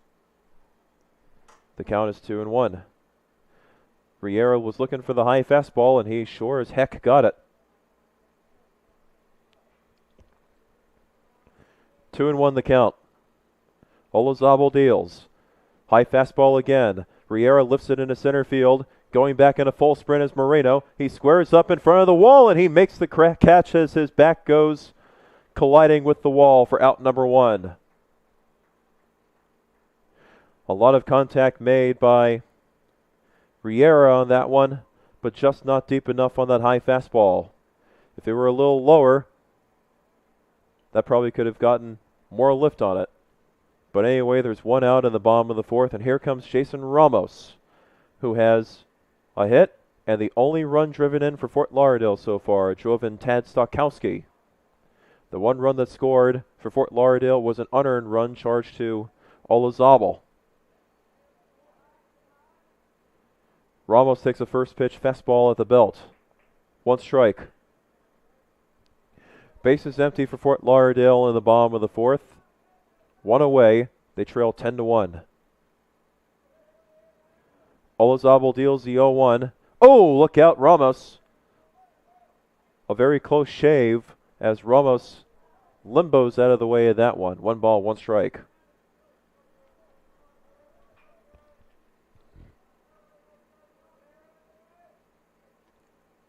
One and 1 from Olazabal. Change up down low, and it bounces in front of home plate. The count is 2-1.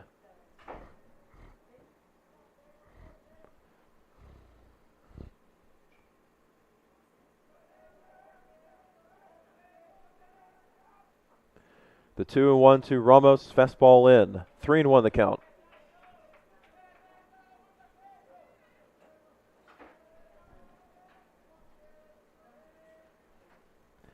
Jason Ramos, who already has a hit with an RBI in this game. He's ahead in the count 3-1 and trying to get on base for a second time. 3-1 offering, swing and a pop-up. First base side, Cordoba drops the mask. He goes after it. No chance for a play. Foul. Count is full, 3-2.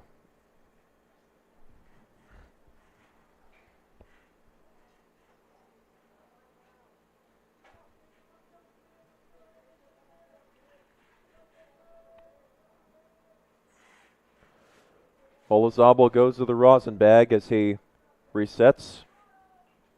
Ramos, in the meantime, steps out of the batter's box and collects his bearings. Payoff pitch. And it is outside, ball 4. He walks him. Ramos on base for the second time tonight. This time by way of a walk. And Eric Scott will hit with 1 out in the bottom of the 4th. With Fort Lauderdale down 10-1.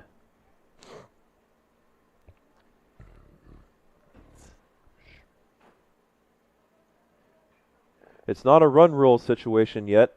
Atlantis has to get up by 10 or more going into the 7th inning. And should Fort Lauderdale not cut the deficit to under 10 by the end of the 7th inning, the game would be declared over. Scott shows bunt, pulls the bat back, and takes a changeup below the knees, but called a strike. It's 0-1.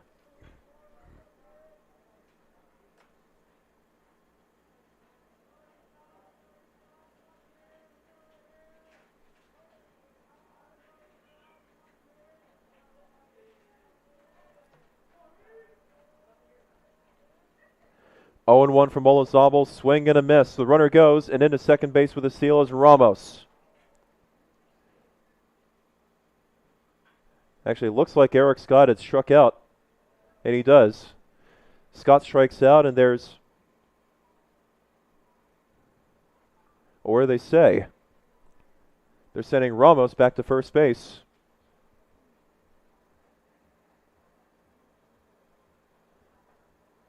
I'm not sure what it's about, but they're sending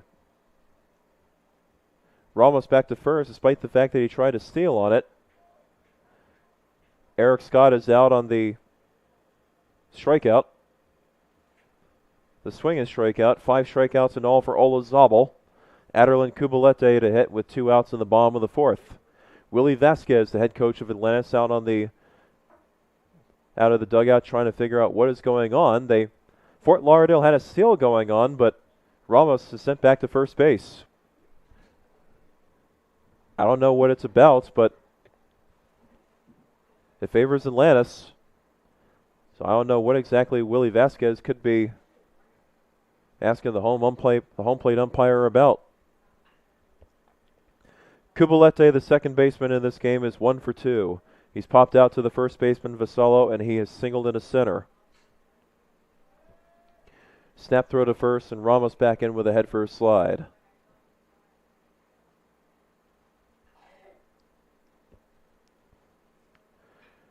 The Cube looking to extend the inning with 2 outs in the bottom of the 4th, and Fort Lauderdale trailing 10-1.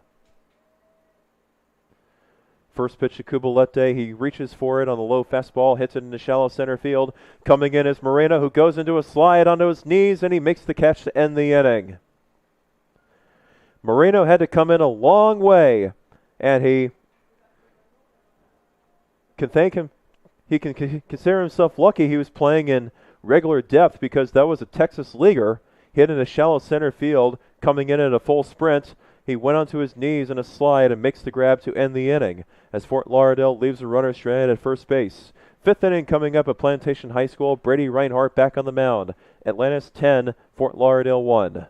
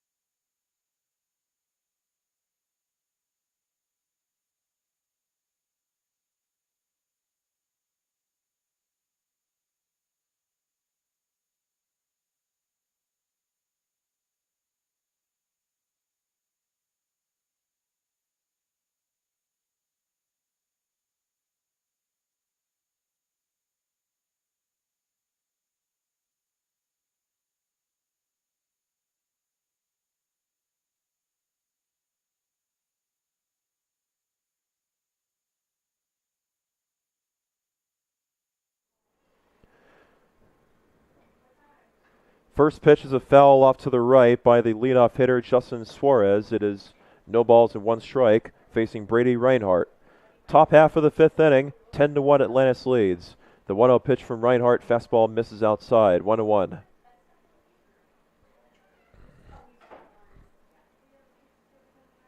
Reinhardt in his 2nd inning of work. The 1-1 pitch, fastball at the knees, called a strike 2. 1 ball, 2 strikes to Justin Suarez, who in this game is 1 for 3. His last at bat, he grounded out to third. 1-2 pitch, strike 3 called with a fastball at the knees on the inside corner. 1 away in the top of the 5th. Reinhardt with his 2nd strikeout. 5 strikeouts in all for Fort Lauderdale pitchers. Here's Jonathan Massilier, the left fielder. He's been on base 3 times. First pitch fastball on the inside corner, called a strike to Massilier, 0-1. 10-1 Atlantis leads, top of the 5th inning, 1 out, nobody on base for AU. Massilier takes a fastball out of the zone, 1 ball, 1 strike.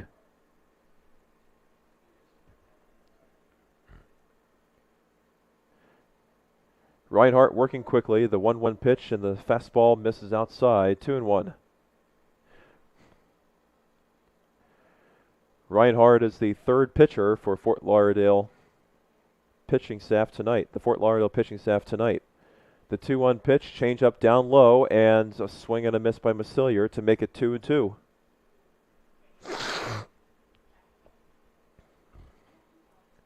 Reinhardt with a 2-2 offering. Fastball in the dirt low. 3-2 the count.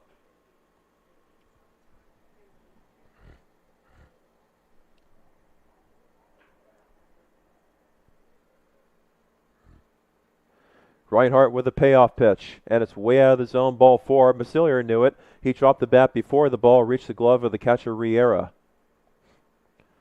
And Massilier is on base for the 4th time tonight, the 4th time in as many at-bats.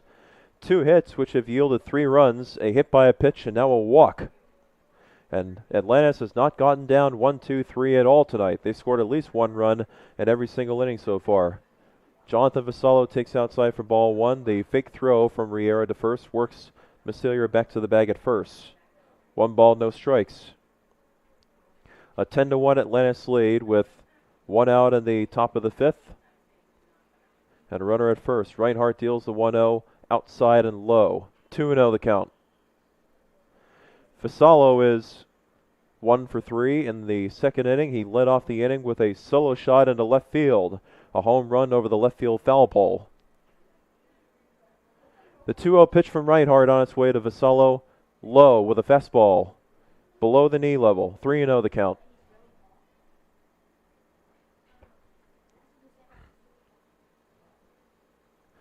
Reinhardt with a 3-0 pitch, foul back behind home plate. Gave him a fastball. Vassallo got a piece of it.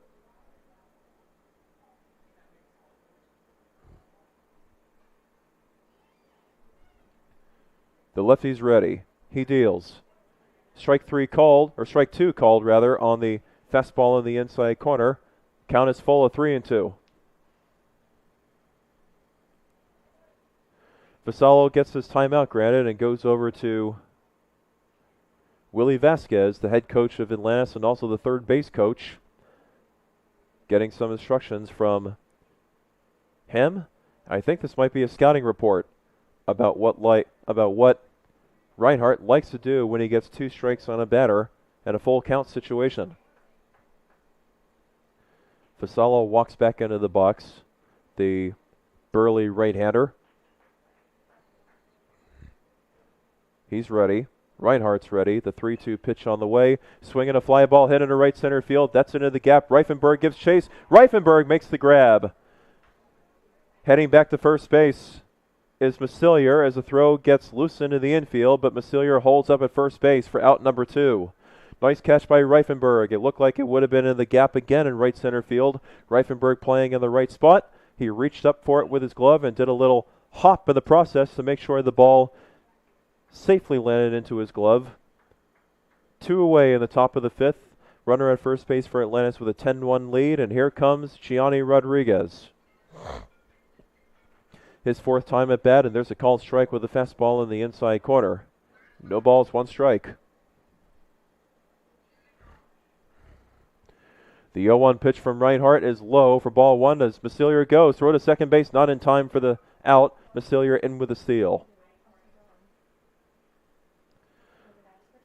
1 ball, 1 strike. Massilier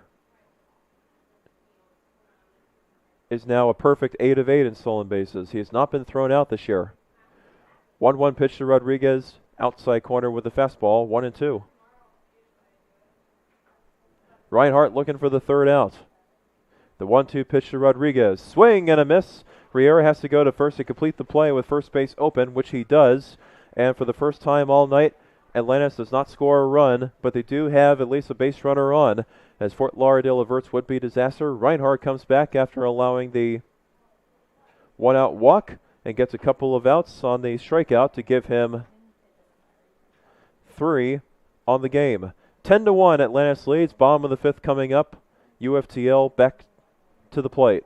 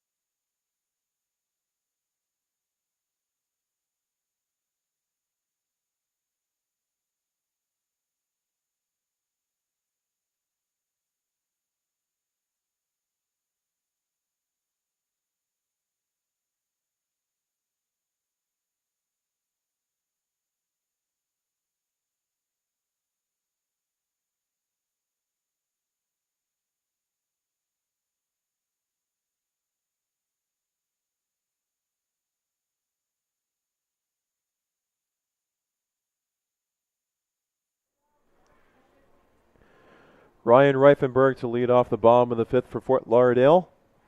10-1 Atlantis leads. The starter Christian Olazabal still on the mound for the Atlanteans. Reifenberg at 2 at-bats has struck out looking, and he has grounded out in a fielder's choice 6-4. Olazabal didn't like the sign that he got.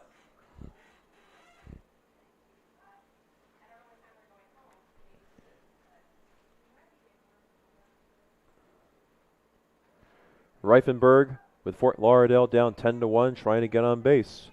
And we're through officially the midway point of this contest. First pitch changeup is below the knees of Reifenberg, but called strike 1. The count is no balls, 1 strike. Olazabal deals. Reifenberg in on the hand, swings away at it, and fouls it off to the right. It's 0-2.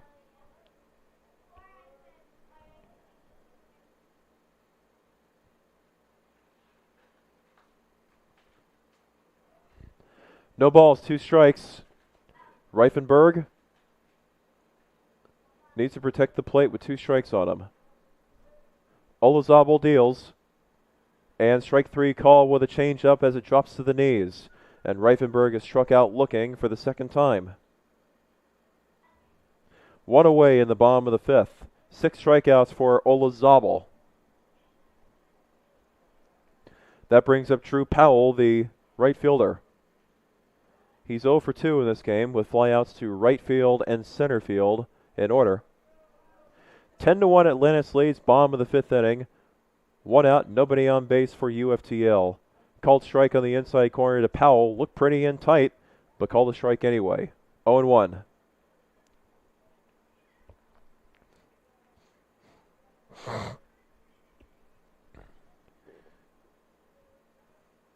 And this is the warmest night we've ever had for Fort Lauderdale baseball this season by a wide margin. Temperature near the upper 80s at first pitch. The 0-1 offering to Powell. He skies it into shallow left field. Coming in is Mustelier. He squares up. He moves to his left a little bit, and he makes the catch for out number 2 as Moreno runs behind him to try to cut it off in case the ball were to drop behind him. So Powell, he has done it. He's 0 for 3 for the game, and he's flied out to all 3 parts of the outfield. First to right field, then to center field, and now to left. 2 outs in the bottom of the fifth, and here comes Arthur Quinones with a 10-1 Atlantis lead. Quinones on the first pitch, check swing. Did he go around? They call a strike anyway. 0-1. Joseph Cordoba, the catcher, wanted to check with the field umpire, but that's not needed. The 0-1 offering to Quinones, slider in tight. Right around the lettering of Quinones. 1-1.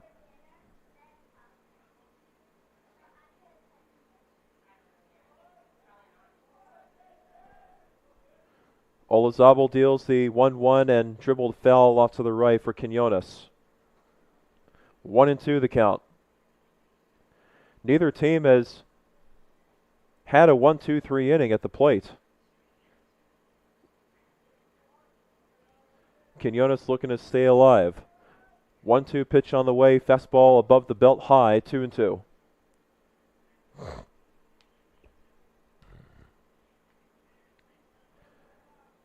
And Olazabal stops to tie his shoe again. I think that's the second or third time tonight he's had to step off the mound to tie the old laces. He resets and he's ready to go. 2-2 to Quinones with 2 outs. The pitch. And a check swing. It is outside, 3-2 with the fastball. Quinones holds up.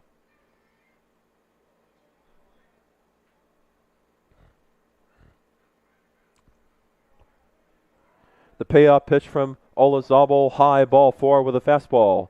And neither team still has a 1-2-3 inning. Second straight walk to Quinones. And Yabdiel Hernandez will hit. In his last at bat, he walked. Before then, he popped out to the second baseman, Michael Ray. Quinones and Hernandez and Powell, followed by Stokowski, 4 seniors, back to back to back to back. First pitch to Hernandez is low for ball 1. 1 ball, no strikes. The runner at first base is Quinones on the walk. 10-1 Atlantis leads. 2 outs in the bottom of the 5th. The pitch to Hernandez. Swing and a line drive foul down the first base side. The count is 1-1.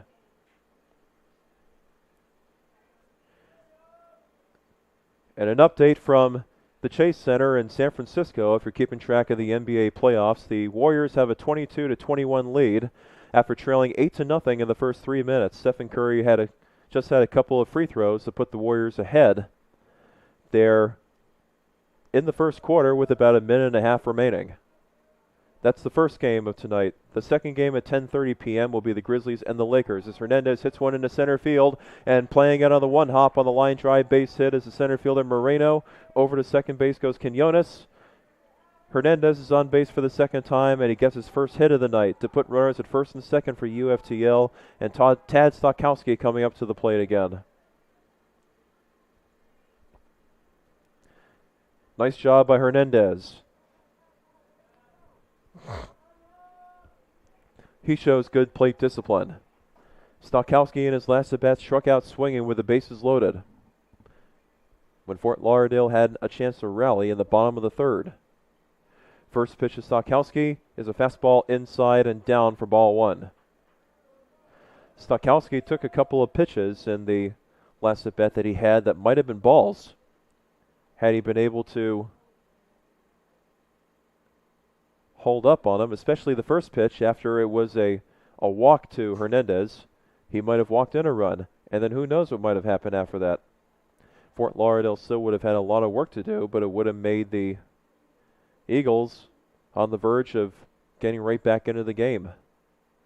Stokowski with a chance to redeem himself. It's 1 ball and no strikes as Olazabal looks back to second base. Quinones not a base stealer. 1-0 pitch to Stokowski, fouled off to the left. And it's 1-1.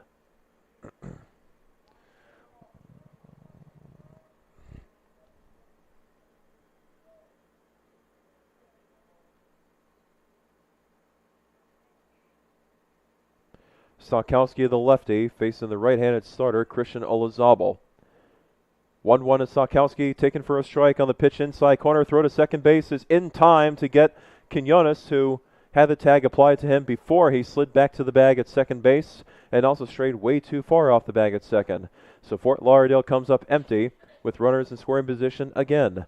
We'll head to the 6th inning as Fort Lauderdale trails 10-1, and Brady Reinhardt back to the mound for UFTL. 10-1 Atlantis leads.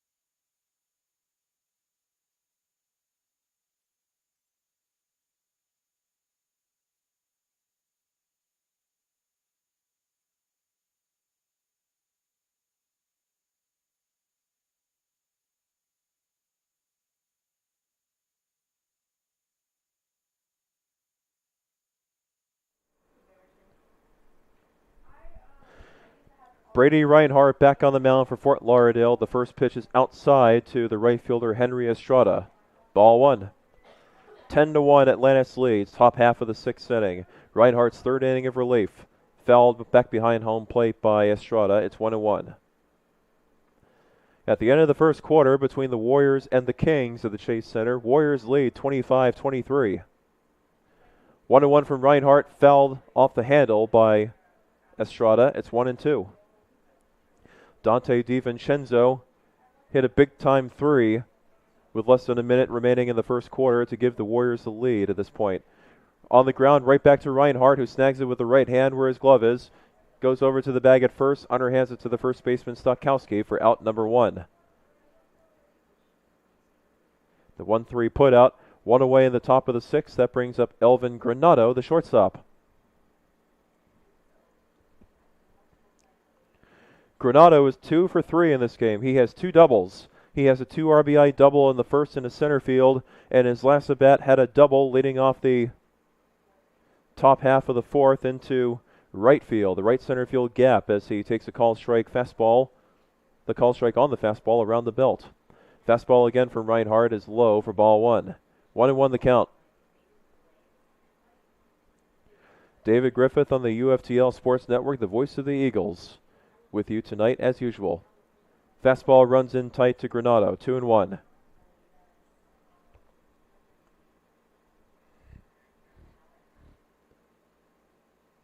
Reinhardt deals a 2-1 to Elvin Granado. It misses high. It's 3-1.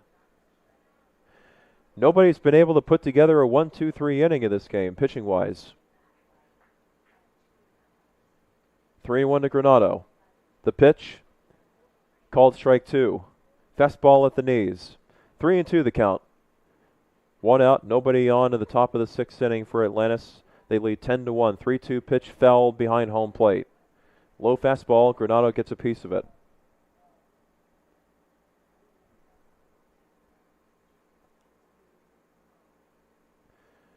The full count pitch from Reinhardt. Inside, no, they call strike three on the fastball that's way down, and Granado gets rung up. That's a gift for Reinhardt. He thought he might have walked his first batter of the night, but instead they call it a called strike three for out number 2 in the sixth on a full count. 4 strikeouts for Reinhardt, 2 outs in the top of the sixth, and that brings up the second baseman, Michael Ray. Bases empty for Atlantis with 2 outs in the top of the sixth, leading 10-1. Reinhardt deals the first pitch to Ray. First pitch fastball in the inside corner, called a strike to the right-handed Ray. 0-1 from Reinhardt, working quickly. Fastball outside at the belt, 1-1. This is the final series of the season for Fort Lauderdale. They have a doubleheader tomorrow starting at 1 here at Plantation High School as Ray hits it into center field. Reifenberg barely has to move, takes a step back, and that's all. Ray with a fly out into straightaway center field, and we have our first 1-2-3 inning of the night as Brady Reinhardt gets it done with a ground out right back to him, a called strike three, and a fly out to center. Bottom of the sixth coming up, where Tad Stokowski, who was at bat when Arthur Quinones got tagged out on the base pass in the bottom of the fifth. Stokowski will lead off in the bottom of the sixth. 10-1 Atlantis leads on the UFTL Sports Network.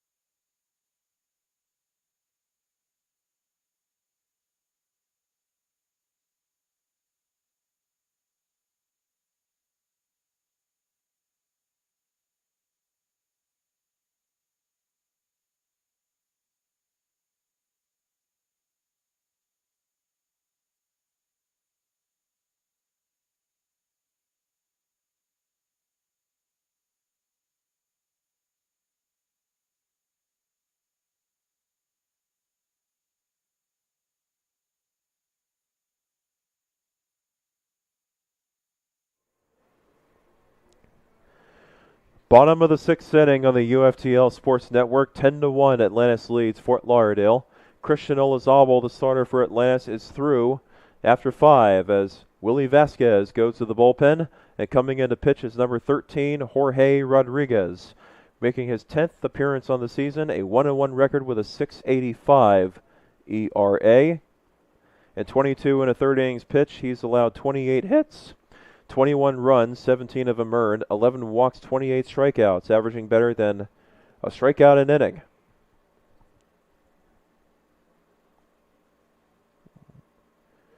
Brady Reinhardt, in 3 innings of relief, has just gotten the first 1-2-3 inning tonight for either side.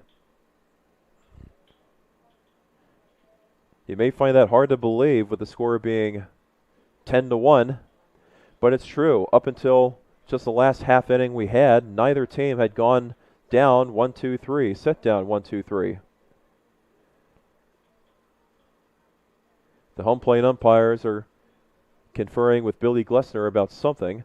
It looked like he was going to make a switch with the home plate umpire, which is why he went over to him, because the umpire had his notepad out, writing down some substitution, I would think. But Tad Stokowski had come out of the dugout, getting ready to step into the box, but he'll have to wait a moment until we find out exactly what the deal is.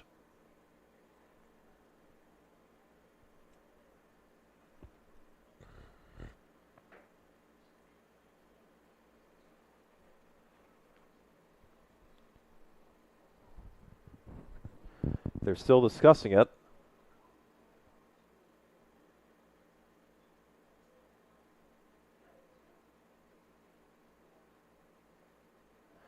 And it looks like they haven't figured it out. So Billy Glessner will head over to his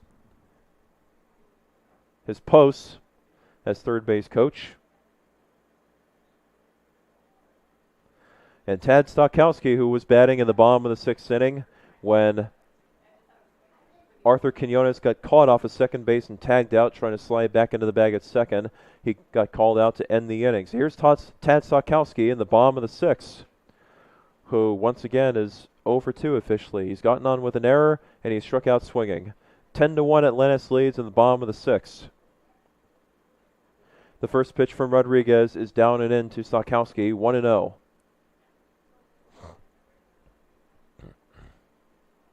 It's Stokowski, Riera, and then Jason Ramos, the bottom 3. Jorge Rodriguez with the socks up to his knees delivers the 1-0 pitch and a swing and a line drive in a left field and a base hit for Stokowski, who gets on with a leadoff single into left field on the line drive. That'll bring up Brandon Riera.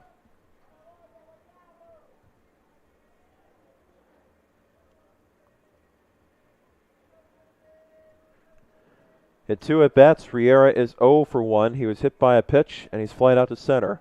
Runner at first base for UFTL. Nobody out in the bottom of the 6th as they trail 10-1 against Atlantis. First pitch to Riera, fastball, swing and a miss, and a fireball from Rodriguez. Wants to utilize his fastball, and that pitch he certainly did. Rodriguez from the stretch. The 1-strike offering. Bouncing ball to third, fielded by Rodriguez. It is a fair ball. They go to second base for the out there. That's all they'll get. Stopping at first base and safe there is Brandon Riera. It's a fielder's choice, a 5-4 put out, as Gianni Rodriguez, the third baseman off the high chopper, fair down the third base side, throws in time to the second baseman, Ray, to retire Stokowski there. Riera is safe at first base without a throw. Here's Jason Ramos with 1 out in the bottom of the 6th, and Fort Lauderdale trailing 10-1. Stokowski out at second base, Riera at first base. Jorge Rodriguez out of the bullpen for Atlantis. First pitch to Ramos and a swing and a miss. Fastball that Ramos couldn't catch up to. It's 0-1.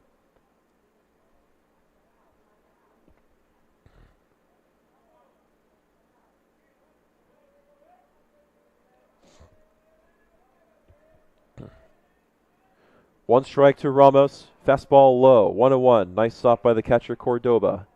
The count is 1 ball and 1 strike.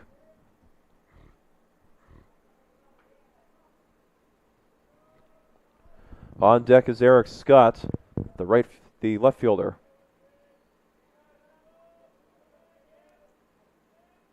One to Ramos. Swing and a miss again on the fastball. Ramos unable to catch up to it, and he's behind in the count 1-2.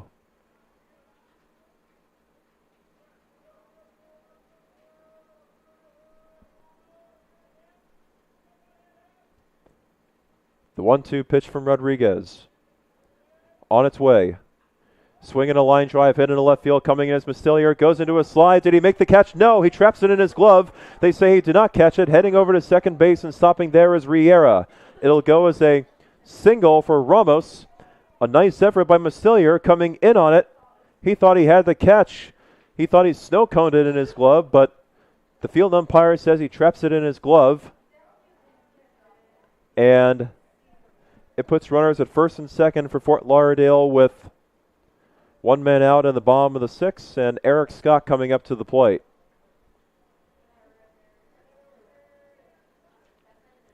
Ramos with his second hit of the game and the third time he's been on base. He has an RBI in the second to get Fort Lauderdale on the board. He's also walked, and he just singled to left again. Both of his hits have gone into left field. Eric Scott batting for the 4th time. The last 2 at-bats he's been up, he struck out swinging.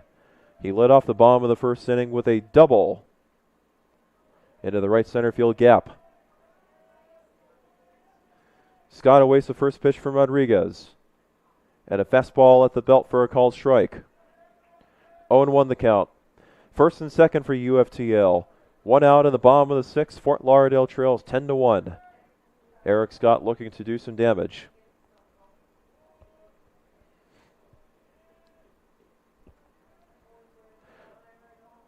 Rodriguez steps off the rubber, and Cordoba calls timeout.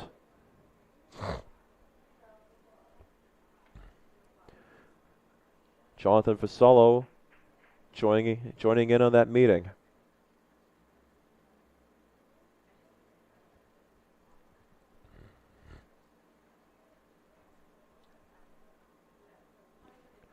No balls, 1 strike to Eric Scott. Fort Lauderdale with their final home series of the year, trying to finish off the season strong before the postseason begins.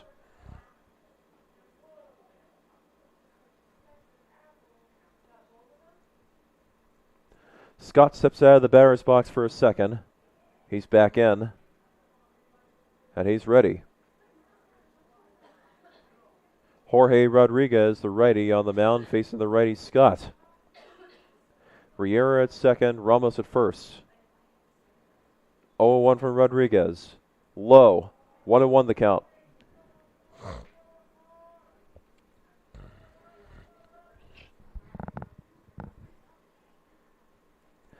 Fort Lauderdale were runners-up in the World Series last year, the NCCAA World Series.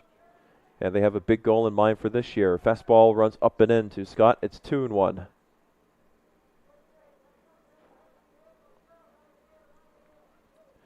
Two balls, 1 strike the count to Eric Scott.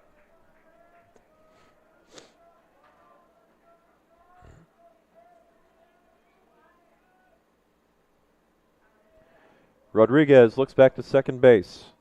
He deals. At the belt, called strike 2 with the fastball. 2-2 the count.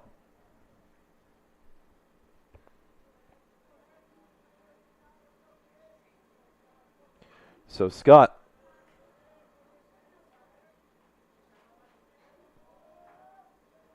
needs to protect the plate.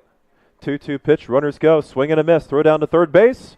Not in time. In with the steal is Riera, or not Riera, rather Gabe Mengual, the pinch runner for Riera. Holding up at first base is Jason Ramos. Scott is out swinging for the 3rd time in a row.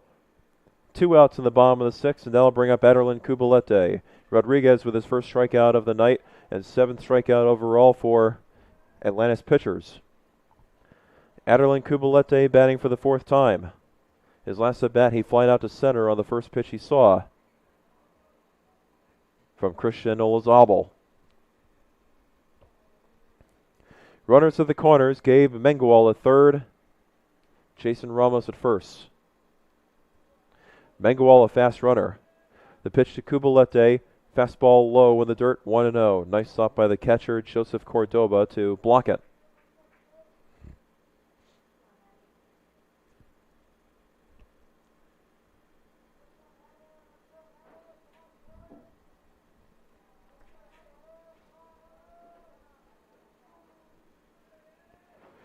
The pitch from Rodriguez, bouncing ball that is off the umpire. It is off of the home plate umpire. They say it is looks like they signal a foul ball because it hit the umpire. It's umpire's interference, it looks like.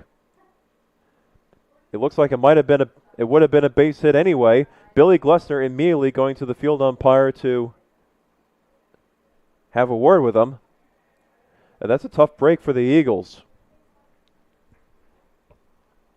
It was a hard grounder over the mound. It hit the field umpire in the right shin. Hopefully he's okay. He doesn't wear any padding.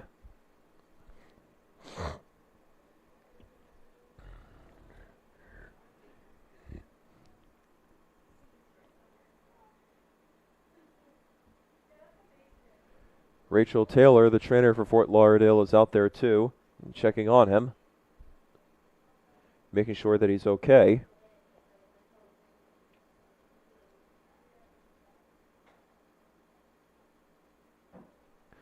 There's still no word as to what the signal was, as to whether it was well, they signaled it was a foul ball because the ball hit the umpire. The question is, would it have been a hit regardless of that? I don't really think it makes any difference at this point of the game.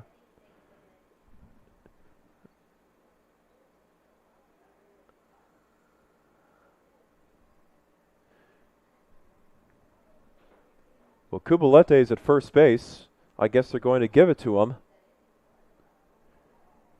And I think, too, that should also bring home Mengual from third, if that's the case.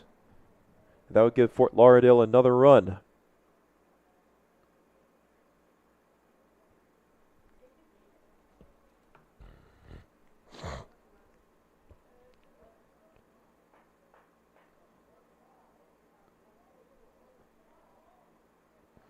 Looks like they're going to put Mengual back at third. So it'll be a hit for Kubalete, but no run will score. So all that really happened is Fort Lauderdale has the bases loaded with 2 outs, with no run driven in for Kubalete. It will go, I guess, officially as an infield single with no runs scored. Billy Glessner still trying to plead his case. He'll be arguing this until he's blue in the face. And that's a tough break for Aderlin Kubalete. He could have had another RBI on the season, but it was not to be. Kubalete has 35. He's third on the team in RBIs. Josh Tibbs not in the lineup tonight. He's in second place. Ryan Reifenberg leads with 44. And speaking of Ryan Reifenberg, he'll hit with 2 outs and the bases loaded for Fort Lauderdale in the bottom of the 6th with 2 outs, trailing 10-1. Reifenberg has struck out twice, both looking, including in his last at-bat.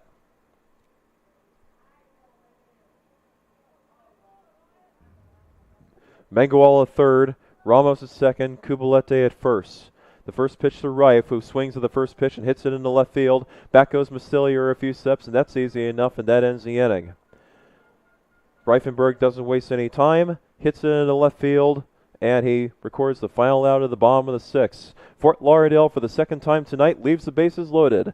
We'll go to the 7th inning, where Atlantis leads Fort Lauderdale 10-1. Brady Reinhardt back on the mound for the Eagles.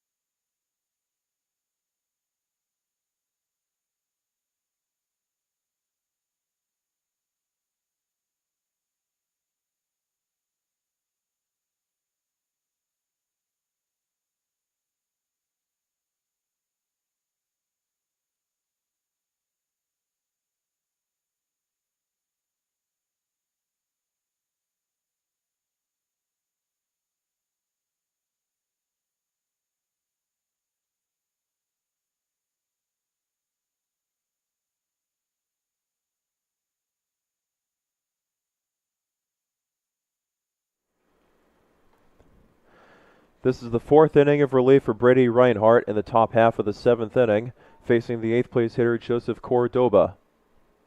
10-1, Atlantis leads top half of the 7th.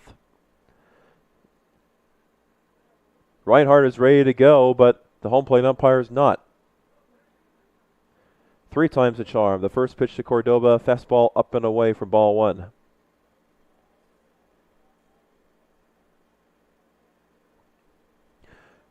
Cordoba has a 2 RBI double in the first inning. 1-0 pitch called a strike on the inside corner. 1 ball, 1 strike. The 1-1 pitch, it is low on the fastball to Cordoba, down in the dirt. It's 2-1.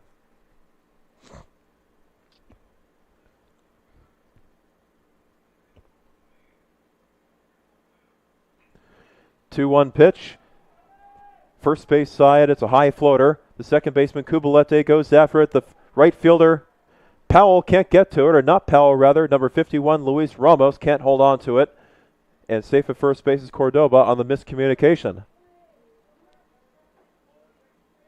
I'm not sure if Kubalete was calling for that ball or if he gave way to Luis Ramos on that one. But whatever the case is, Ramos in a right field for Drew Powell. Can't make the play. It's an error on Ramos because it was in his glove on the E9. That brings up Lucas Moreno with a runner at first base for Atlantis with a 10-1 lead in the top of the 7th. Should they score a run here, I think the run rule would officially be in play. Fastball taken for a ball to Moreno, 0-1, or 1-0. Fort Lauderdale doesn't have to wait too long to try to get back into winning ways and extrapolate some revenge against Atlantis. They play a doubleheader tomorrow starting at 1. Fastball out of the zone again to Moreno, 2-0. Brady Reinhardt. He's lasted the longest out of the Fort Lauderdale pitchers tonight, the 3rd one tonight. The 2-0 offering to Moreno. There's a called strike at the knees. 2-1 the count.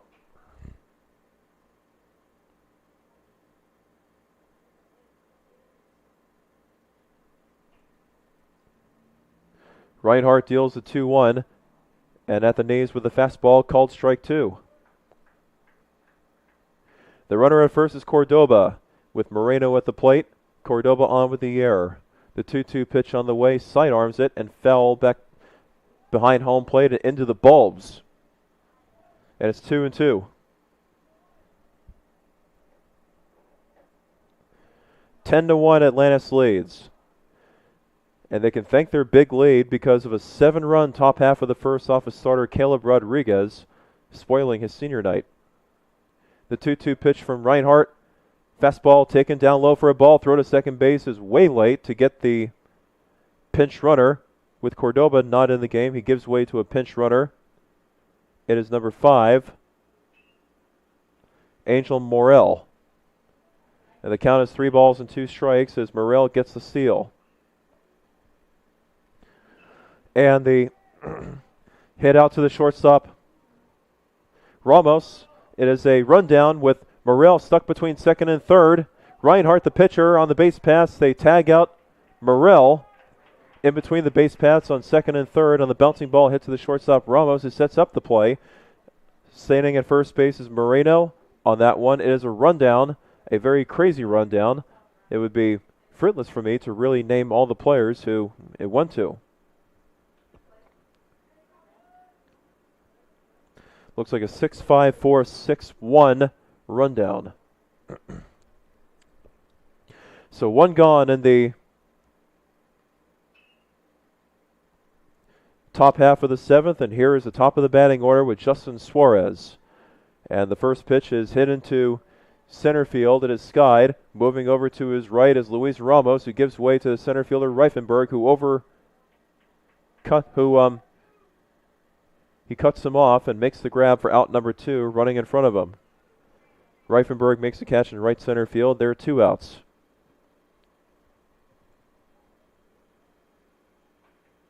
One pitch is all Suarez sees for the out. That brings up Jonathan Mastillier. 2 outs in the top of the 7th, a 10-1 lead for Atlantis. Mastillier line drive into left field for a base hit as it goes over the glove of the leaping Ramos, who can't make a play. The throw over to the third baseman Arthur Quinones is not in time to get Lucas Moreno, the lead runner at first base, who's into third off the strong throw by Eric Scott, but not in time to get him. And it puts runners at first and third again for Atlantis with Jonathan Vassallo coming up as Mastillier gets his third hit of the night, and it's the 5th time in as many plate appearances he's been on base. He has not made an out tonight. Here's Jonathan Vassallo with Reinhardt dealing with runners at first and third. Vassallo hit a solo home run over the foul pole in left field in the 2nd inning. Fastball outside for ball 1. Riera out of his squat, fakes the throw to first base, and holding up there is Mastillier.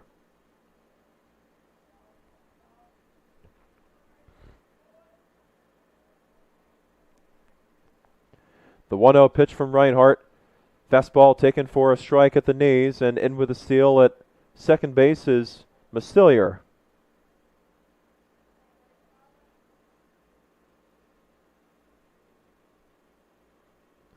It makes him 9 of 9 in stolen bases. That's the second one tonight as Vassallo hits one high and deep into right field. Back is Ramos, and it is gone for a 3-run home run. Vassallo has done it again. This time he goes the opposite way into right field. He muscles it out there, and a 3-run bomb by Vassallo extends Atlantis' lead. It's 13-1 in favor of Atlantis.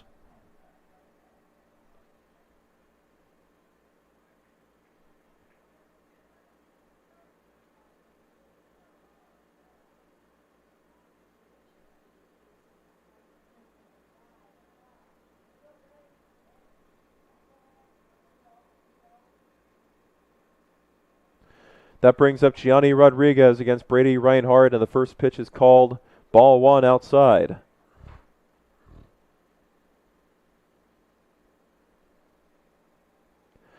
Reinhardt deals the 1-0. Fastball calls strike 1 on the outside corner at the knees. 1 ball, 1 strike.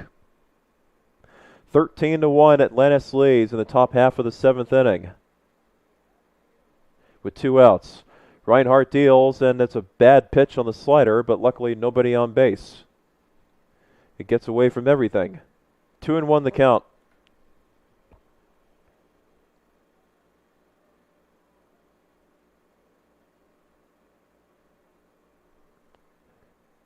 And that one hits Rodriguez on the fastball that runs in tight. So Reinhardt has allowed 3 straight base runners after getting the second out. A base hit, a 3-run homer, and now a hit by a pitch to Gianni Rodriguez. And that brings up Henry Estrada, the right fielder, as Brady Reinhardt is done after 3 2/3 innings. Looks like Duval Rodriguez will come in to pitch for Fort Lauderdale, looking to get the 3rd out of the 7th inning. We'll see if the run rule is in effect come the bottom of the 7th. 13-1, Atlantis leads. We'll take a break as Rodriguez warms up.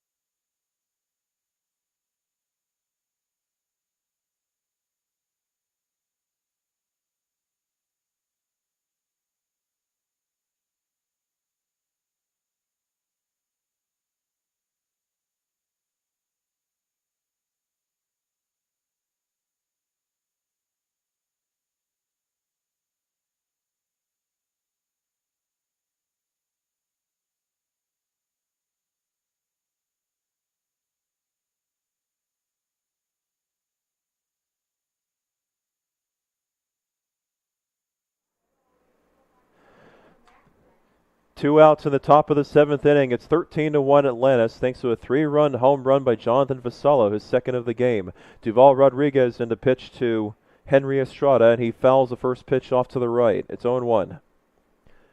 Atlantis has scored in the first, the second, the third, the fourth, and in the 7th. At least one the first 4 and 3 here in the 7th. The 0-1 pitch from Rodriguez is low for ball 1 with the fastball. The runner at first base is Gianni Rodriguez, who got on base with a hit by a pitch. Brady Reinhardt went 3 2/3 innings. And Atlantis has spoiled Fort Lauderdale senior night. Down the right field line as he reaches for it. That's a base hit cut up by Ramos. Rodriguez on his way to third. He will make it there and stops there. Throw to second base. Out at second! On a strong throw from Luis Ramos. The tag out made by Aderlin Cubalete. And that ends the inning. What a throw by Ramos, atoning from his errors, starting off the inning. We'll go to the bottom of the 7th. It's the last chance for Fort Lauderdale to put across some runs and try to get the deficit back under 10. Otherwise, the game will probably be run ruled. That's the rule. 10 or more runs when you get through the 7th inning. Bottom of the 7th coming up. Jorge Rodriguez back on the mound for Atlantis. Fort Lauderdale coming to bat, with Luis Ramos to lead off.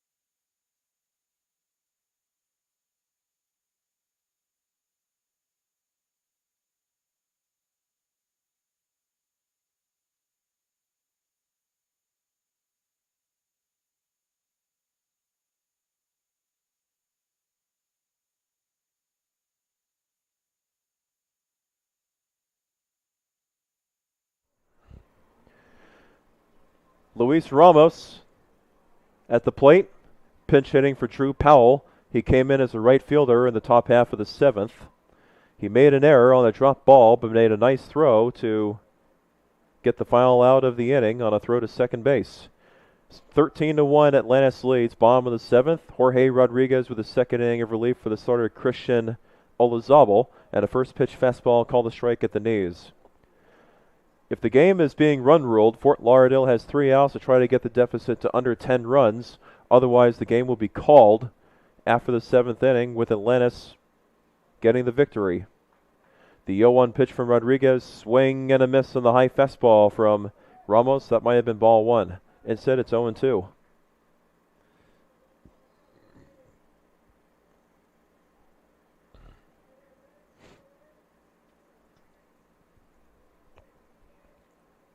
Rodriguez leans into his catcher, Joseph Cordoba. And the 0-2 pitch, a swing and a miss on the fastball from Ramos for out number 1. Rodriguez gets his second strikeout of the night. 8 overall for Atlantis. Arthur Quinones to hit. With 1 out in the bottom of the 7th, and Atlantis leading 13-1. It's not like Fort Lauderdale has really been seriously outplayed on the offensive end. They've had a chance to score at least one run every inning with the runner in scoring position, but they haven't been able to get the timely hit, and there's a swing and a miss of the fastball from Quinones on the fireball by Rodriguez. 0-1 the count.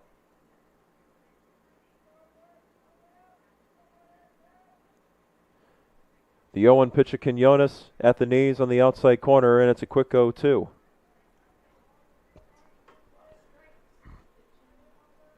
No balls, 2 strikes to Quinones.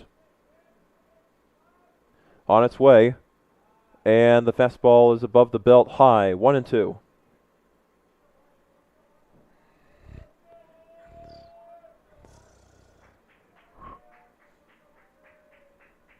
One ball, 2 strikes to Quinones. Rodriguez pitches, fastball in tight. Quinones ducks out of the way of it. 2-2 the count.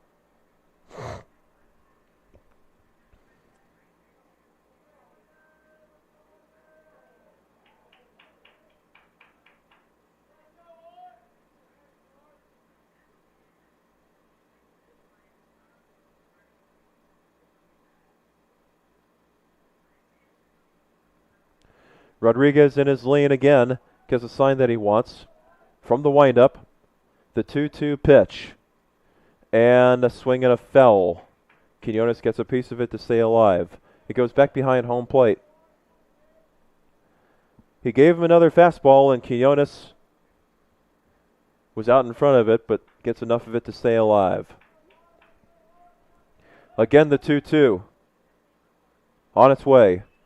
Line drive into center field for a base hit. So Quinones with a 1-out base hit in the bottom of the 7th. It'll bring up Yabdiel Hernandez. Nice job by Quinones staying alive on the at-bat. One thing he's shown this year is he's very disciplined at the plate. Not swinging at the first thing that looks good, but taking a few pitches, wearing down the pitcher, and then swinging when he thinks he's figured out the scouting report the pitcher has offered him, the repertoire as they call it. 13-1 Atlantis leads with 1 out in the bottom of the 7th as Yabdiel Hernandez fouls off the first pitch fastball on the fists. It's 0-1.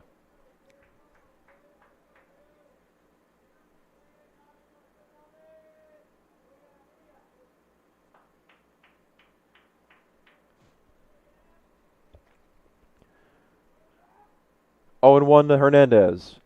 Called strike 2 with the fastball in the inside corner, knee high. No balls, 2 strikes. An update from the Chase Center in San Francisco for the NBA playoffs. The Kings have taken the lead at halftime 58-51 as they've outscored the Warriors in the second quarter 35-26. They led by as much as 10 in the second. The Warriors closed it to 6, but the Kings hold a 7-point cushion at the half. 0-2 to Hernandez and foul back behind home plate. And it's still 0-2.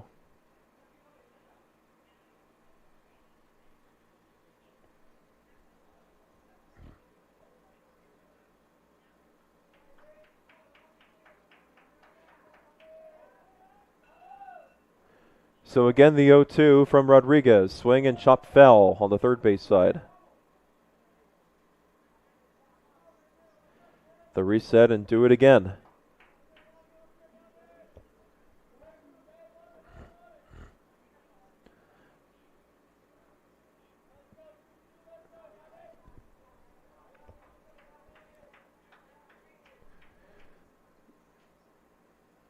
Rodriguez ready. Again, the 0-2 to Hernandez. He deals, and a bouncing ball fell to the Atlantis dugout. Still 0-2. Hernandez putting up a battle.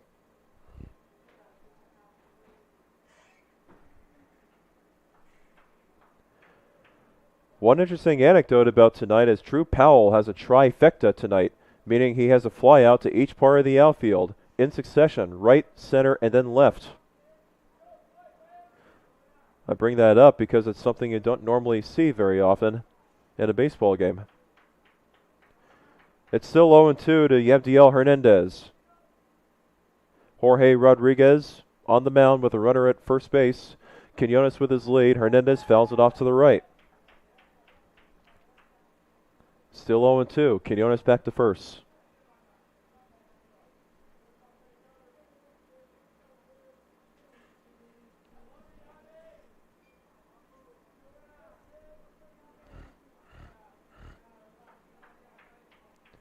So again, the 0-2 from Rodriguez, low with the fastball. It's 1 ball and 2 strikes, and heading down to second base on the pass ball is Quinones. It's 1-2 the count.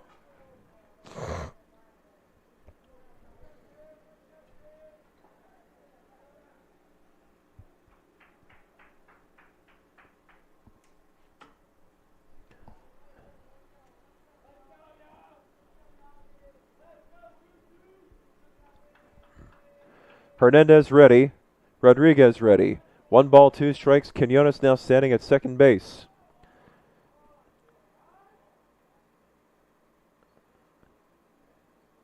And he works Quinones back to the bag at second.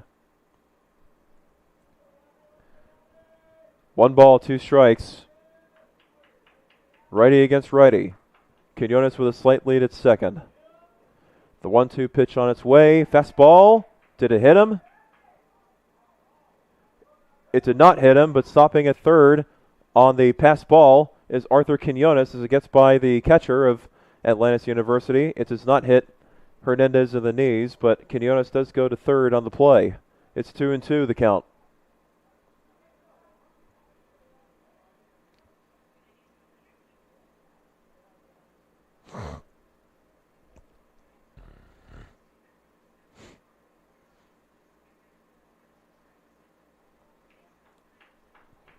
So now it's 2-2 to Hernandez.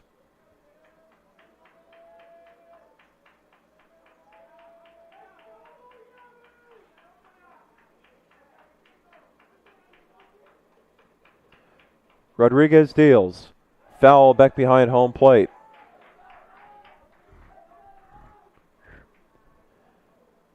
What a battle here in the 7th inning between Hernandez and Rodriguez. Quinones at third.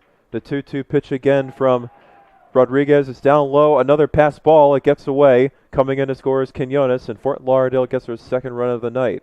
It's 13-2 Atlantis with 1 out in the 7th inning.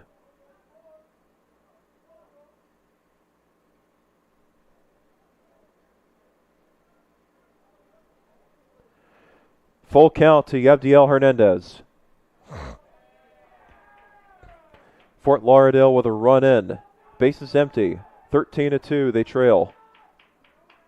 1 out in the bottom of the 7th. Rodriguez being very deliberate on the mound now. Billy Glessner trying to get his word in about something. He's going to go over to the field umpire.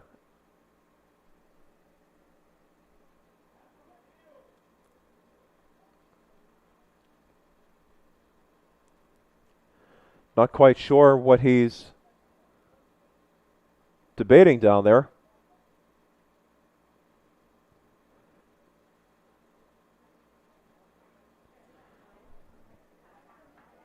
Unless we thought that his guy should have been at first base because he was...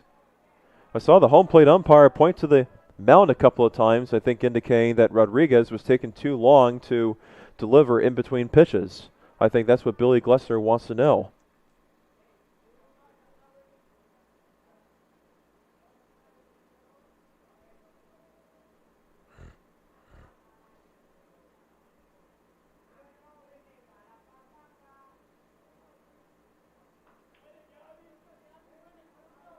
So Glessner heads back to his position at third. It's a full count to Yabdiel Hernandez with the battle going on against Jorge Rodriguez, the reliever for Atlantis University. 13-2, Atlantis leads with 1 out. Low ball 4. And another pass ball on Atlantis. It doesn't matter because there's nobody on base. Great at bat by Yabdiel Hernandez. It brings up Tad Stokowski one more time. Runner at first base again for Fort Lauderdale after the walk to Yabdiel Hernandez. It's 13-2. The pitching coach coming out for Atlantis University to try to settle down Jorge Rodriguez. They have a chance to potentially end this game in the bottom of the 7th, and they do not want Fort Lauderdale to try to get any type of rally going in the late innings. They certainly don't want Fort Lauderdale cutting it down to under 10 in the 7th.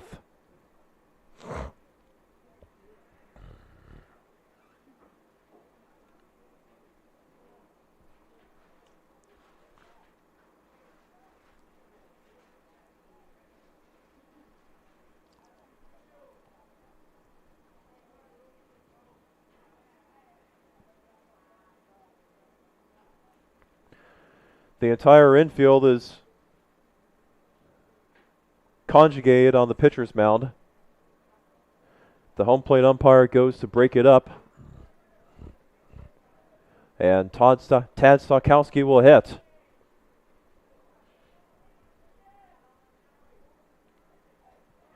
With the runner at first base for Fort Lauderdale on the walk by Hernandez after a lengthy at-bat. Fort Lauderdale trails 13-2 with 1 out at the bottom of the 7th. Tad Stokowski at the plate. Last time he was up, he singled in the left. Rodriguez with the first pitch. Stokowski takes a called strike. Throw down to second base. It is high and away from everybody, and heading over to third is Rodriguez. Hernandez. He makes it. He gets a stolen base, and he gets the third on the error from the new catcher for Atlantis University, not Joseph Cordoba, but number 32, Rainer Morla.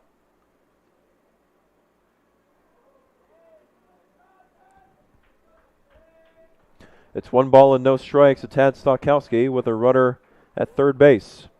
Rodriguez ready. First pitch to Stokowski, fastball, low.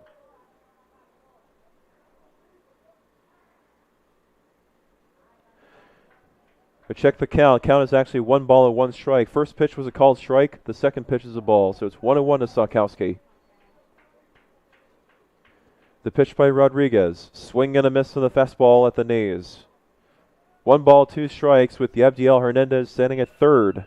And 1 away for Fort Lauderdale in the bottom of the 7th.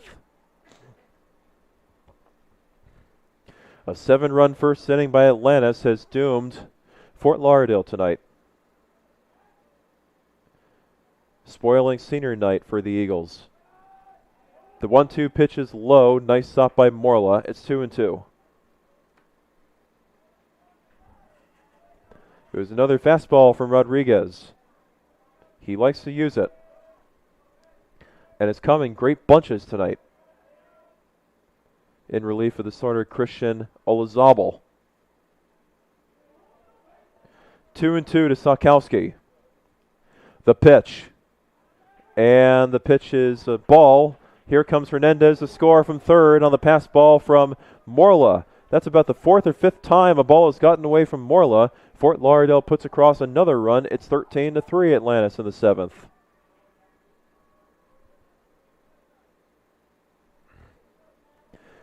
Full count to Stokowski.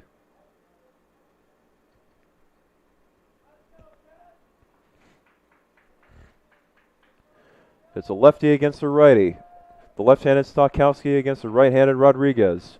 The payoff pitch again. Foul back behind home plate. Still 3-2.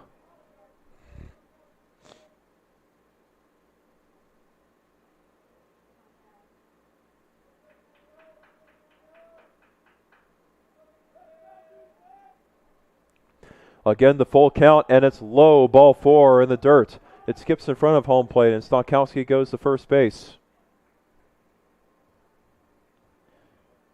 So another base runner for Fort Lauderdale. That'll bring up Brandon Riera with 1 out in the bottom of the 7th inning, and Fort Lauderdale trailing 13-3.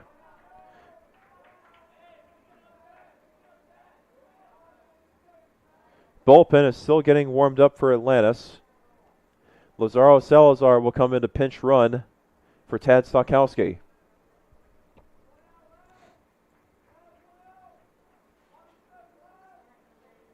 Looks like this will be it for Jorge Rodriguez, and it is. A new pitcher coming in for Atlantis with 1 out in the bottom of the 7th.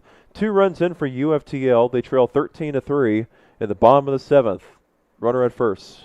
We'll be right back on the UFTL Sports Network.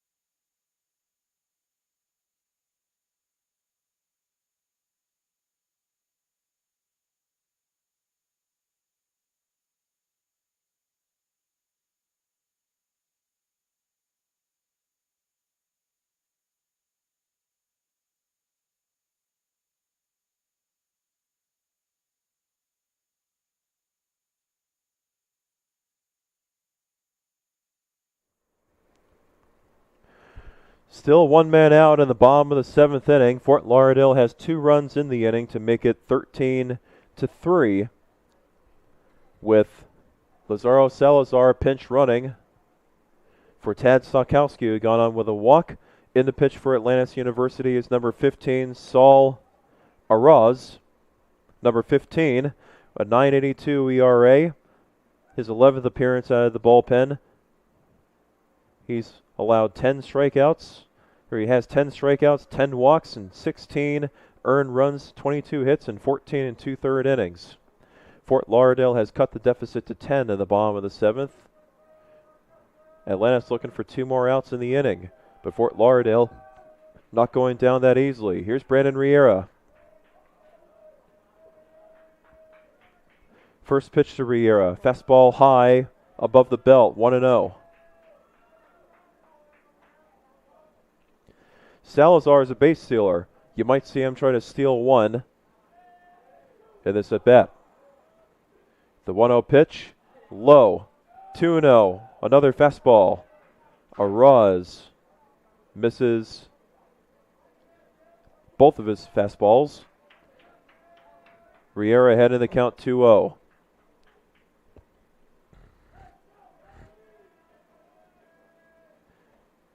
The 2-0 pitch to Riera outside, 3-0 the count. Fort Lauderdale might be down 13-3, but until that final out is recorded, they never give up. 3-0 to Riera, on its way, and it's way high, ball 4, and it's another pass ball from Morla, the catcher. Around second and on his way to third is Salazar. There is a throw. It's way late, and in with a head-first slide is Salazar. Stopping at first base is Riera. And the runners are at the corners for Fort Lauderdale with 1 man out.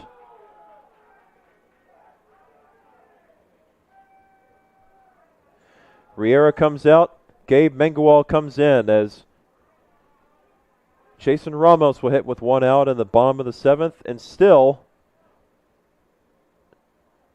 Fort Lauderdale with a chance to cut into the deficit with 1 man out. Down 13-3.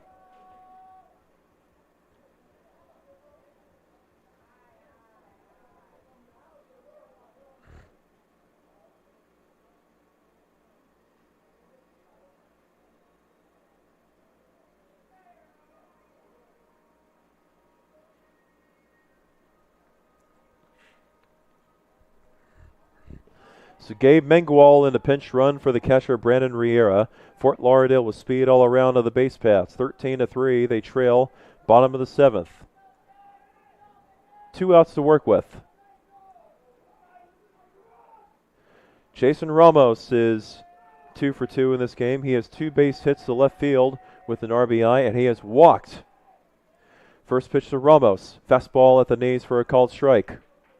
0-1.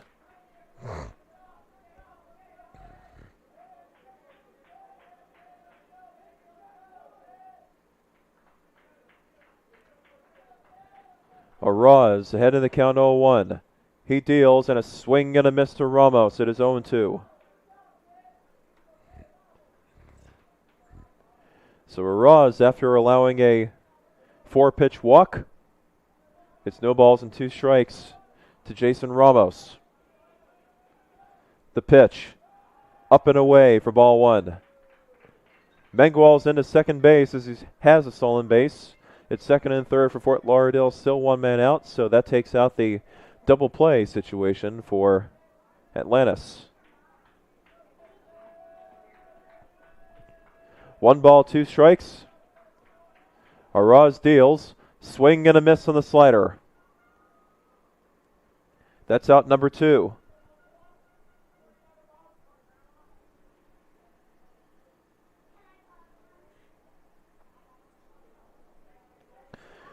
So here comes Eric Scott, the right-handed hitter. Second and third for Fort Lauderdale with 2 outs, down 13-3. Scott trying to keep the inning going. Scott in this game has struck out 3 times in a row, all swinging. He had a double in the bottom of the first leading off into right center field and was left stranded at third. First pitch to Scott, and there's a changeup for a called strike at the knees. No balls, 1 strike to count.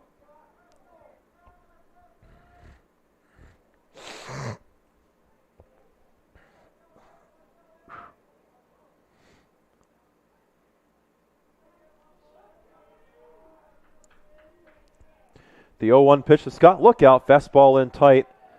Scott gets out of the way. It's 1-1. He limbos out of the way. 1 ball, 1 strike.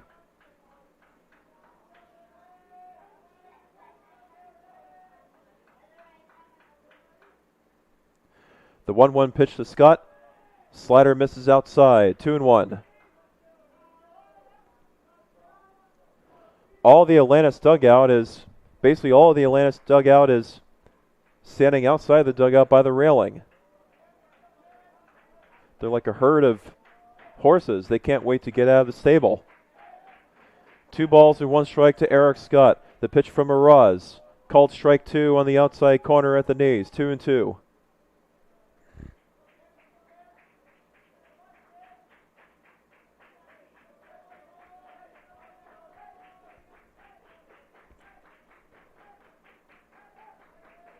Two and 2 to Scott. Second and third for Fort Lauderdale with 2 outs in the bottom of the 7th. The pitch from Araz. Swinging a base hit into center field, I think. Yes, it is. It falls. That'll bring home 2 runs. Scott into first base with a single. 4 runs in the inning for Fort Lauderdale. They make it 13-5. And there goes the run rule.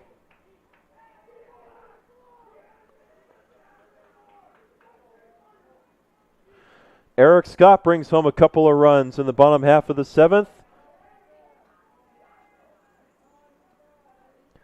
Fort Lauderdale with 2 outs in the bottom of the 7th now trail 13-5. And here comes Aderlin Kubalete. The first pitch to Kubalete, he swings and hits it off to the right. It is foul, and it's 0-1. So Araz couldn't keep Fort Lauderdale's deficit at double digits. Fort Lauderdale has cracked that. They have 4 runs in the inning. Throw back to first base, Scott back in safely.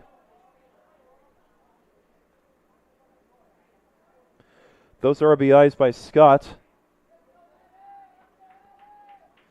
give him 28 on the year. No balls, 1 strike to Kubalete. The pitch taken for a strike. Scott heads down to second base. He's in with the steal. And it's 0-2 to Kubalete, but Scott is in scoring position at second base. That makes Eric Scott 17 of 19. Or I beg your pardon, 33 of 34 in stolen bases.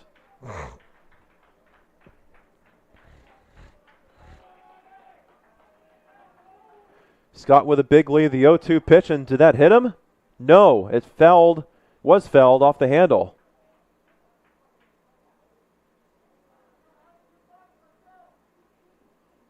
There's also a new catcher for Atlantis. Instead of Moreland now, number 32, it's number 29, Rodolfo Martinez. I think Atlantis has seen one pass ball too many. One ball, or still no balls and 2 strikes to Kubalete. Scott at second base. Araz deals. Kubalete takes it in tight with a fastball. 1-2 the count.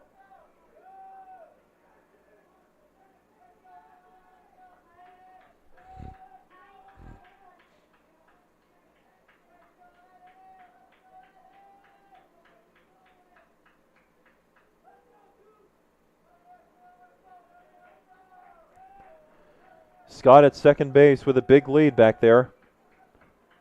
The throw over to second base, it is high. They do not get Scott as the throw is dropped by the shortstop Elvin Granado.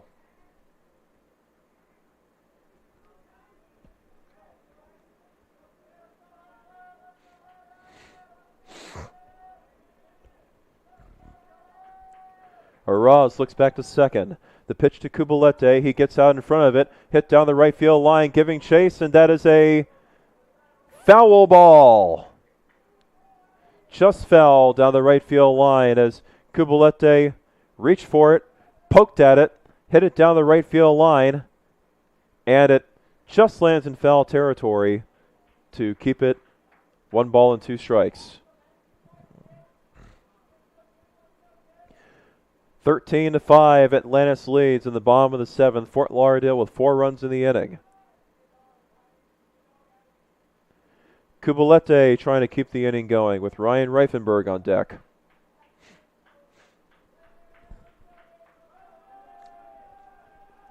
Araz deals. Swing and a line drive hit into center field, and making the grab in center field is Moreno. That'll end the inning. Fort Lauderdale scores 4 times, and the game will not be over because Fort Lauderdale was able to get the deficit to under 10 runs by the end of the inning. The line out to center field by Kubalete ends the inning. Fort Lauderdale scores 4 times. They trail 13-5 as we'll head to the 8th. Duval Rodriguez back on the mound.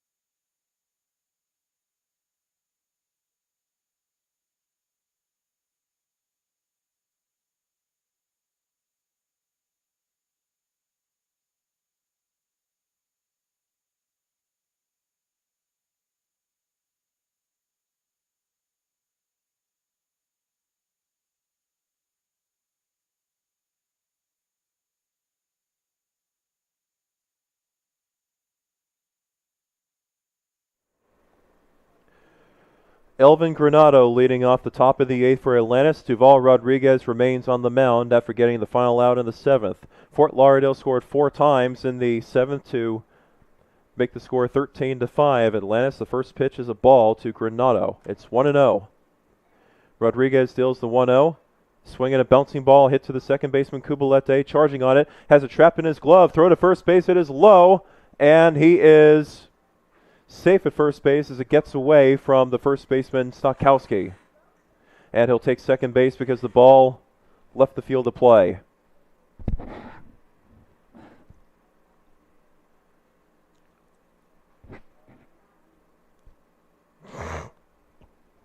So Granado is at second base on the error, on the hurried throw by Cubalete.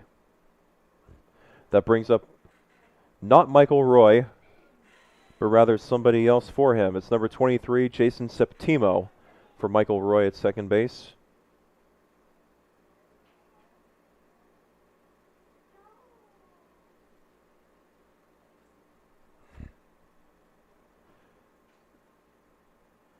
Runner at second base for Atlantis. Duval Rodriguez on the mound. Atlantis leads 13-5 in the top of the eighth with nobody out. The pitch from Rodriguez, called a strike. Fastball in the outside corner at the knees. 1 ball, 1 strike. The first pitch to Septimo was a ball. Second pitch was a strike.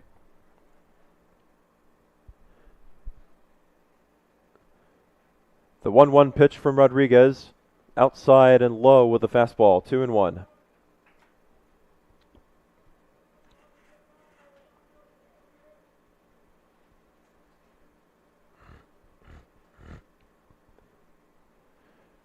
Rodriguez deals the 2-1 pitch. Septimo hits it into the air to center field. Reifenberg is back. Reifenberg squares up. He makes the grab. Tagging at second base and heading over to third is Granado. He makes it with a slide, feet first, to third base. It gets to Quinones, but way after Granado makes it to third base, 2 away, and that will bring up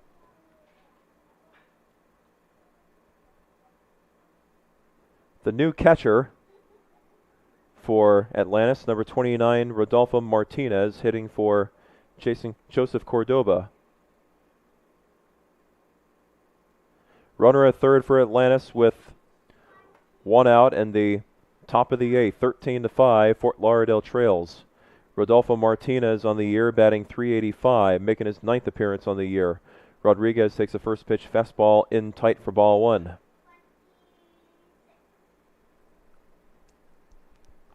Rodriguez deals the 1-0, swing and a miss on the fastball. 1-1 the count.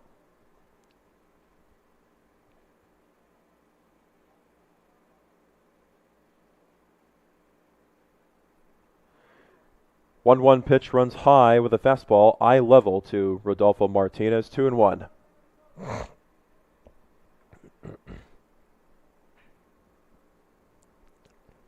The 2-1 pitch, swing and a miss on the fastball from Martinez to make the count 2-2. That was at the belt. Martinez swinging for the fences, but came up empty. The 2-2 pitch from Rodriguez. Fastball below the knees. Good take by Martinez. Makes the count full, 3-2.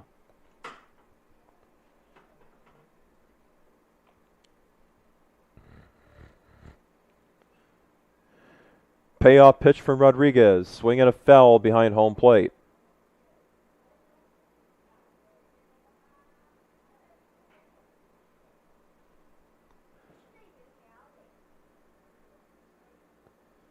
It's still 3-2. Again, the payoff pitch from Rodriguez, and it is just a bit outside for ball 4.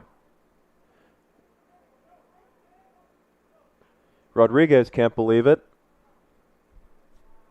but it's a walk allowed to Rodolfo Martinez, and there's runners at the corners for Lucas Moreno. Rodolfo Martinez checks out. Coming into pinch run again.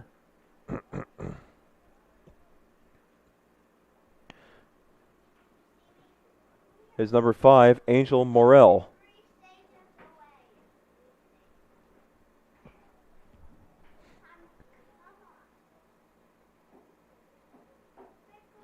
Lucas Moreno in his last at bat. He got on base and then there was a rundown which allowed him to reach base because they were stuck focused on the front runner. Runners at the corners for Atlantis in the 8th inning. The runner goes, throw down to second base is in time for the out. The back runner, Angel Morel, never slid on the play, and that's out number 2 in the top of the 8th. And that could be a big out.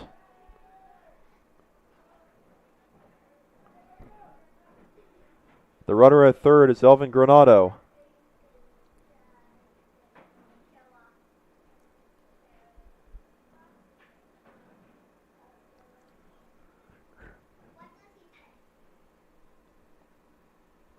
The pitch from Rodriguez, low, and also in.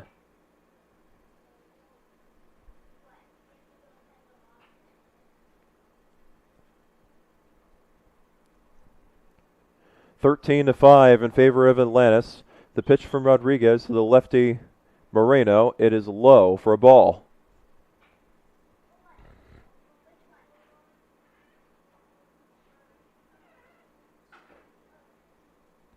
Rodriguez deals again. It is inside for ball 4, and he walked him. And again, it'll put runners at the corners for Justin Suarez.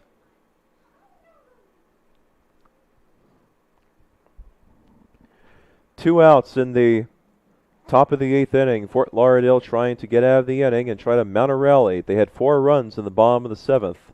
First pitch to Suarez is fouled off to the right. It is 0-1. Suarez batting for the 5th time. In his last at bat, he flied out to center field.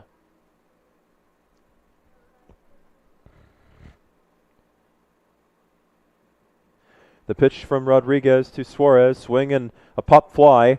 Shallow left field. Scott comes in. He calls off Reifenberg in left center field, and he makes the grab, looking up into the night sky to end the inning. We'll go to the bottom of the 8th. Atlantis leaves runners stranded at the corners, but they don't get anybody to come in to score.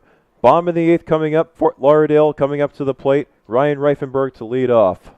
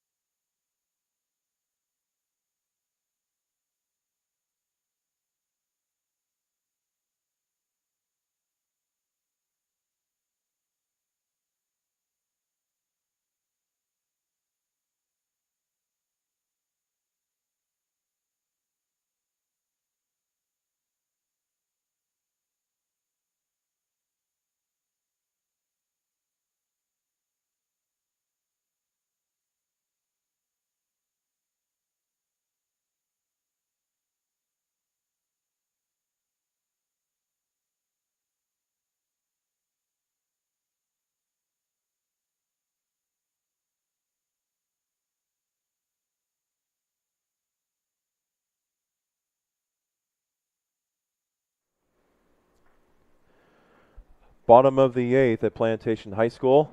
Saul Araz remains on the mound for Atlantis University. The Atlanteans lead the University of Fort Lauderdale Eagles 13-5 on the UFTL Sports Network. Ryan Reifenberg to lead off against Saul Araz, who came in the bottom of the 7th, thinking he could get the run rule for Atlantis, but he couldn't. And Reifenberg on the first pitch fouls it back and out of play. 1 strike.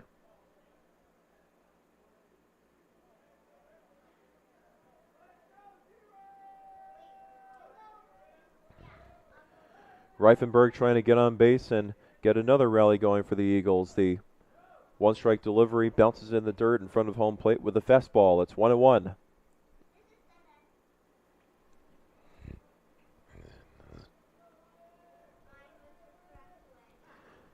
And both of these teams have to play a doubleheader tomorrow, starting at 1 in the scorching heat.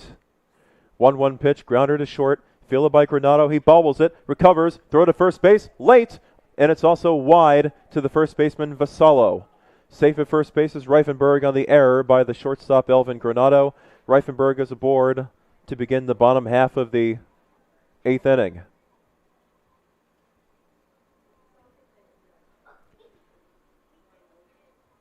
We'll have a pinch hitter come in, it looks like, for Fort Lauderdale, with Reifenberg at first base.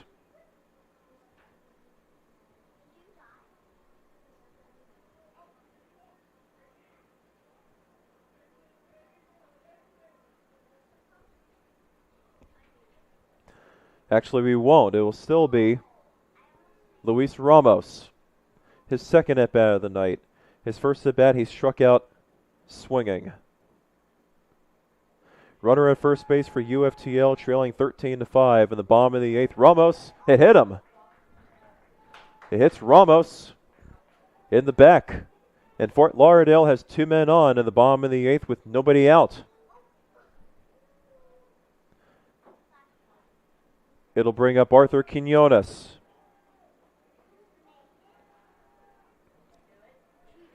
Fort Lauderdale, who had scored 4 times in the bottom of the 7th, they probably felt they were fortunate to get that, but here they are in the bottom of the 8th trying to prove that that 7th inning was no fluke. Will it be a bunt situation for Quinones? He doesn't show a bunt, and he fouls it back to the backstop right behind home plate. It's 0-1. First and second for the Eagles with nobody out in the bottom of the 8th. Down 13-5, trying to find a way to mount a rally. Araz looks back to second base where Reifenberg is. The 0-1 pitch to Quinones. Fastball called strike 2 at the belt. Quinones can't believe it. Neither can the Fort Lauderdale dugout. No balls and 2 strikes.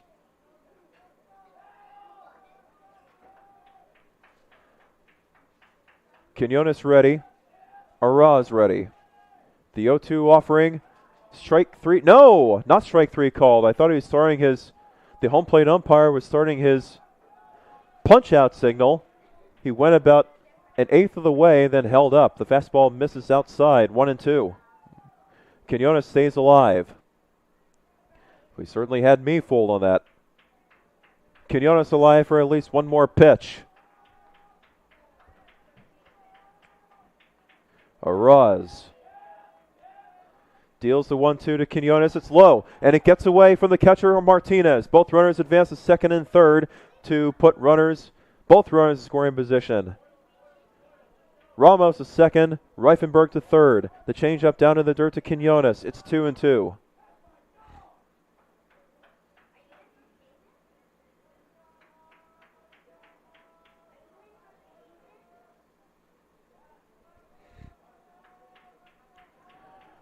Quinones can't afford to take anything close with 2 strikes on him. Araz, he deals way high with a fastball, 3-2. Fort Lauderdale trying to find a way to mount a stunning rally. Second and third with nobody out in the bottom of the 8th, and the bullpen is active for Atlantis again. Full count to Quinones. 3-2 from Araz. The payoff pitch. Swing and a miss. He got him with a fastball. Quinones set down, and that quiets the Fort Lauderdale dugout for the moment. That'll bring up Yabdiel Hernandez.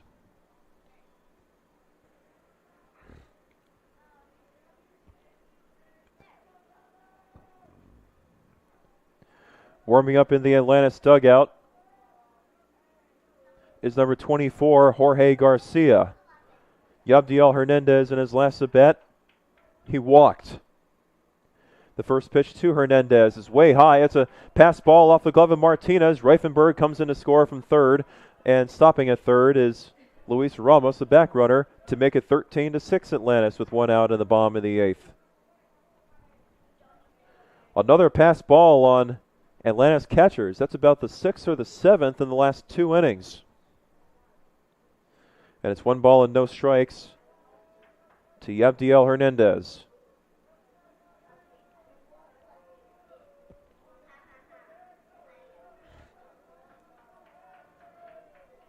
Tad Stokowski on deck. 1 ball, no strikes to Yabdiel Hernandez. The pitch from Araz, fastball up and away for ball 2. 2-0. Ramos is the only base runner on. He's at third.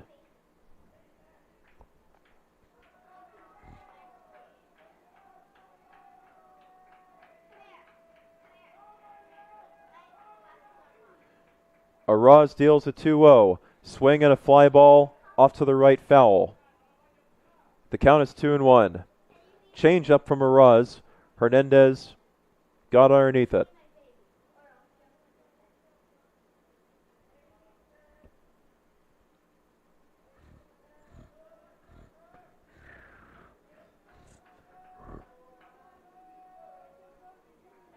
Two and 1 to Hernandez.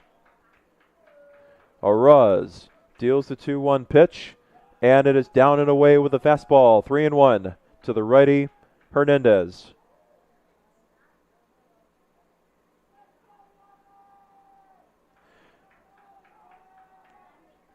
The Fort Lauderdale dugout with their mojo back.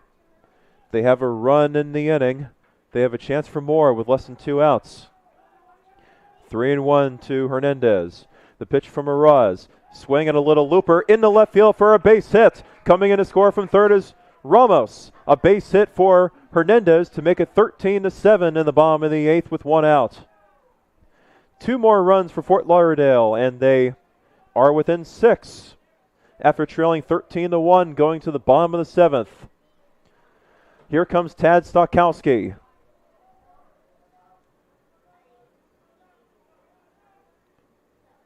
Just a little looper by Hernandez over the head of the shortstop Elvin Granado. And that's all that he needed to do to drive in the run from third. And there's still 1 man out and a runner at first. Hernandez checks out. Coming in a pinch run for him is Christian Tavares, number 6. Tad Stokowski walked in his last at bat. They're keeping Araz in there, with Fort Lauderdale trailing 13-7 in the bottom of the 8th with 1 out. First pitch to Stokowski, bouncing ball, first base side, foul. Back to first base goes Tavares. Fort Lauderdale fortunate there because it would have been an easy put out for Vassallo at first base. All he would have had to do was just take the ball to the bag himself, and that's all. 0-1 to Stokowski. The pitch from Araz, fastball down and away to the lefty Stokowski. 1 ball, 1 strike.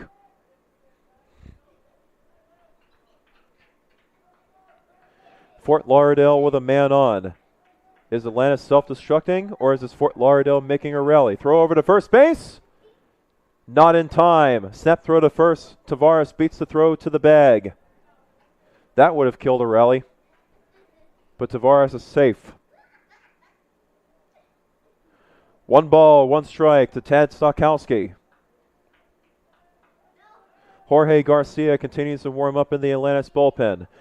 Stokowski fouled out in front of home plate as he went after the changeup down below the zone. The count is 1 ball and 2 strikes to Tad Stokowski, the 7th place hitter.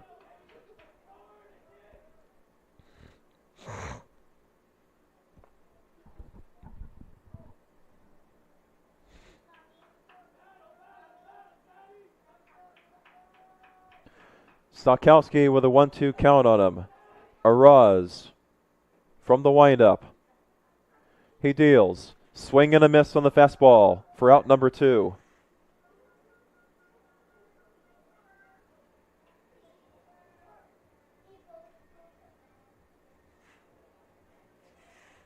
Two strikeouts for Saul Araz, and that brings up Brandon Riera with 2 outs in the bottom of the 8th, and the runner at first base being the pinch runner, Christian Tavares.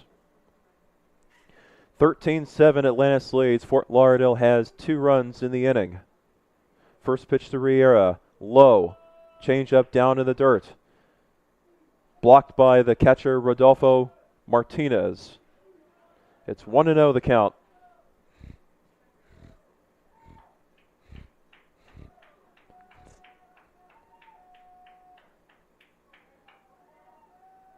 Riera with one ball on him. Araz deals the 1-0. Way up high, 2-0 with a fastball. Holding up at first base is Tavares.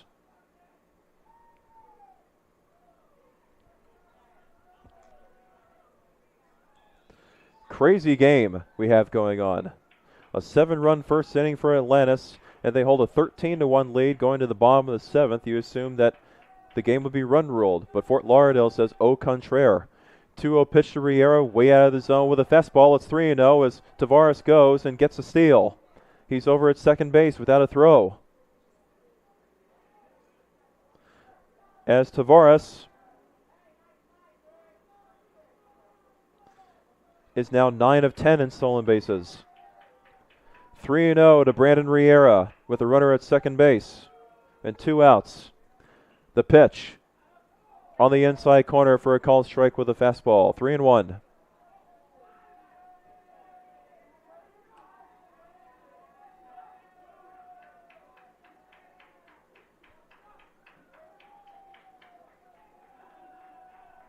Now Araz, the 3-1 pitch. Swing and a miss on the high fastball that might have been ball 4. Count is full at 3-2. Up near eye level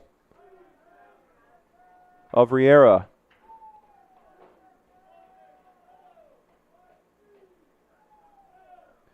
So the count is full. Araz looking for the strikeout or the out to end the inning. 2 outs in the inning. Tavares at second base.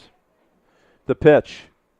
Swing and lifted into left field. Is it in no man's land? Granado's going out. The left fielder, Musilier, comes in, and Granado, the shortstop, comes in and goes out and makes the grab to end the inning.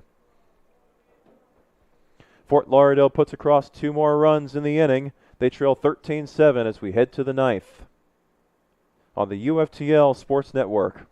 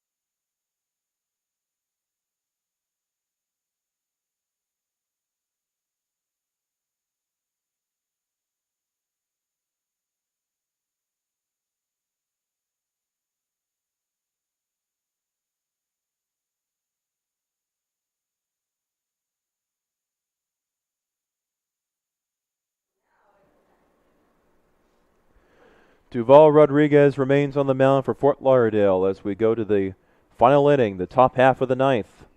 13-7 Atlantis leads. Fort Lauderdale has scored 6 times in the last 2 innings, including 2 in the bottom of the 8th. Jonathan Musilier on the first pitch grounds it to the shortstop Ramos. He's got it on a slow roller, throw to first base. Stokowski steps on the bag at first for out number 1. 1 pitch, 1 out in the top of the 9th for Duval Rodriguez. A 6-3 putout. That brings up Jonathan Vassallo, who has 2 home runs in this game, and his 2 home runs have netted 4 runs scored. So without those 4 runs scored, who knows where this game would be? Will it be 9-7? First pitch to Vassallo, high, ball 1. One out in the top of the ninth. Atlantis leads 13-7. Nobody on base. Duval Rodriguez, the fourth pitcher for Fort Lauderdale. Changeup called a strike below the knees. 1-1.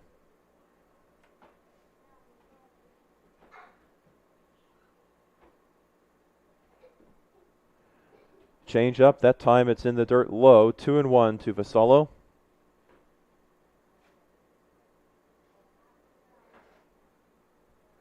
And the 2-1 pitch from Duval Rodriguez. Fastball. Don't know where that one was. It looked awfully good, but it's 3-1. Maybe missed a little bit outside. 3-1 the count. Rodriguez deals. Low, ball 4. Vassallo takes the walk.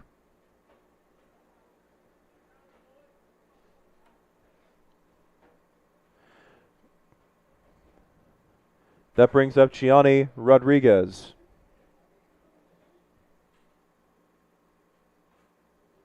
In his last at bat, he was hit by a pitch. And he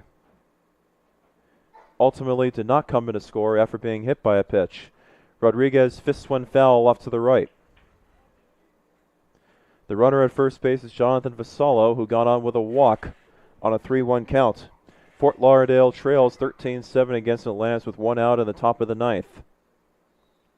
Rodriguez deals, and the slider's inside and high, almost hits Rodriguez in the helmet. It's 1-1.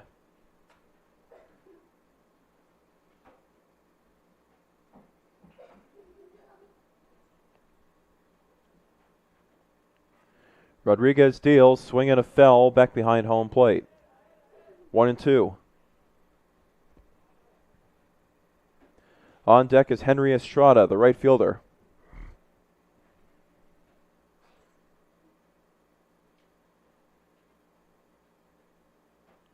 Rodriguez deals, fastball in the dirt low. 2-2, nice take by Gianni Rodriguez.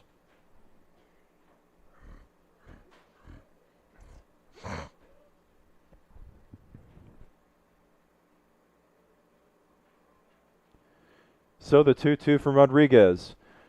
Fastball misses. Riera works Vassallo back to the bag at first and misses a little bit outside. The count is full to Rodriguez. It's 3-2.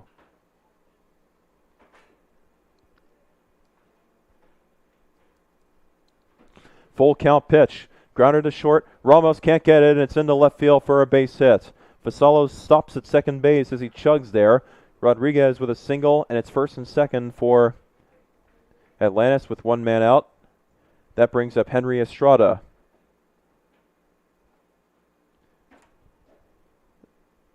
Estrada reached base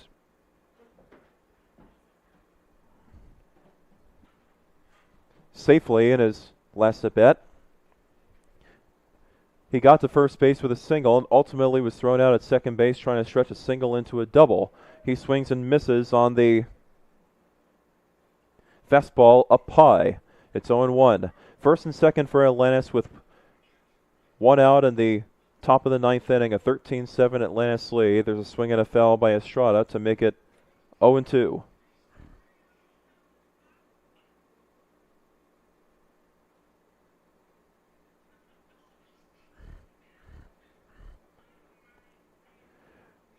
Rodriguez deals. High fastball on the inside, hit into right field. Ramos underneath it. Ramos makes the catch. Vassallo running from second base. He tags. The throw is cut off. Stopping at first base and holding at first base is Rodriguez. Vassallo gets to third. A productive out for Henry Estrada. He flies out to right field, but he allows Vassallo to go to third because it was hit deep enough for him to tag up. Runners at the corners for Elvin Granado, the shortstop.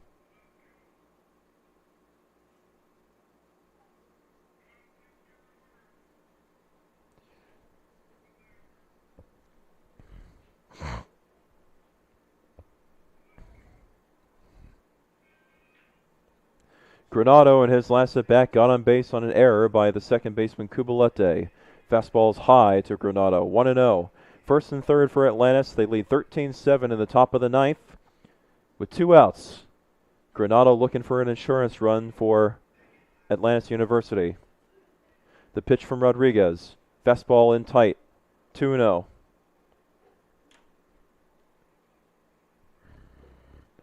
Another pinch hitter is on deck for Atlantis University should Granado extend the inning. 2-0 pitch, bouncing ball to the shortstop. Ramos. Cubalete on the bag at second, receives it from Ramos, and that'll end the inning. Atlantis leaves runners at the corners. They do not put across any runs. Fort Lauderdale with their last at-bats coming up as we go to the bottom of the ninth. 13-7 Atlantis on top on the UFTL Sports Network.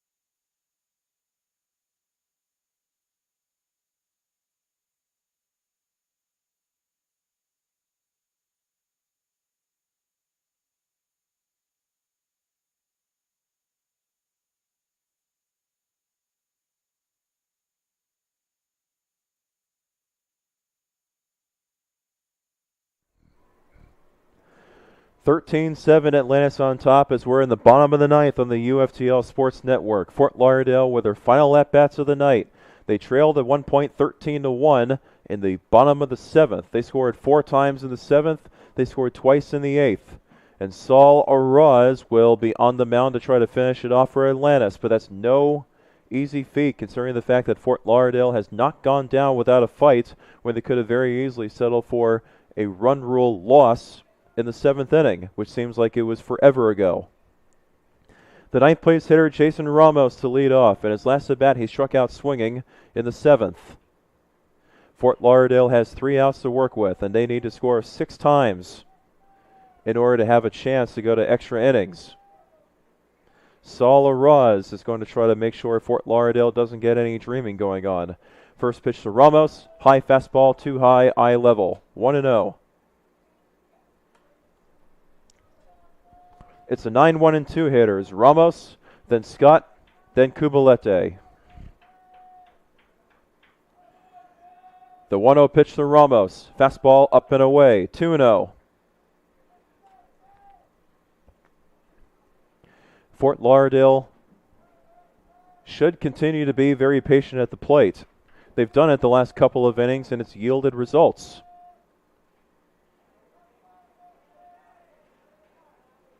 The 2-0 pitch to Ramos on the inside corner with a fastball. It's 2-1.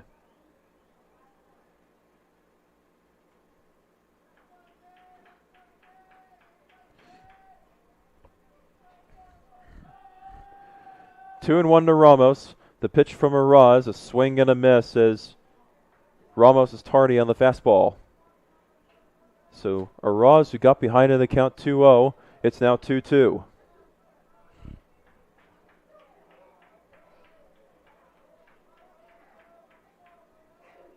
Ramos with the count 2-2 on him. The pitch, and it's in tight with a fastball as Ramos ducks out of the way of that one, and the count is full, 3-2.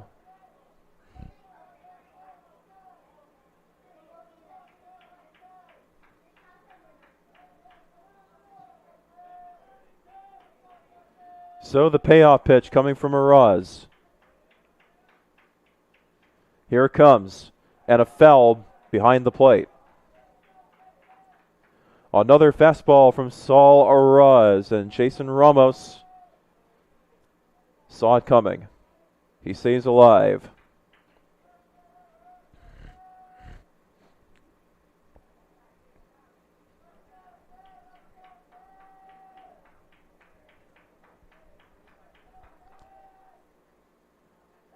Seventh pitch of the at-bat coming up to Jason Ramos. The pitch from Araz again. Foul off to the left. Past the Atlantis bullpen.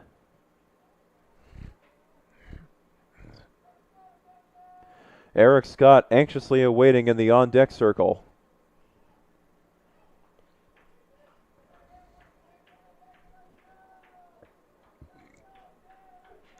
The Fort Lauderdale dugout still very much vocal.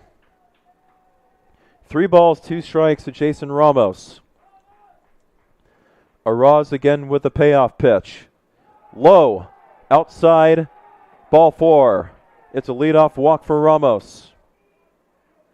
That'll bring up Eric Scott with a runner at first base and nobody out in the bottom of the 9th for Fort Lauderdale. No substitution yet in the Atlantis pitching mound. Jorge Garcia is in the bullpen again for Atlantis, loosening up one more time. Araz to deal with Eric Scott. 13-7 Atlantis leads in the bottom of the 9th with nobody out. A leadoff walk to Jason Ramos. First pitch to Scott. He shows bunt. He misses it, and it's a called strike. 0-1. Try to get Ramos over to second base with a bunt attempt and try to cross up the Atlantis infield. Araz, you can see from up here that his left arm is glistening. It's hot down there in the field. He is working up a sweat. He's been working hard on the mound in relief. 0-1 pitch to Scott, fastball at the knees, and it's a quick 0-2.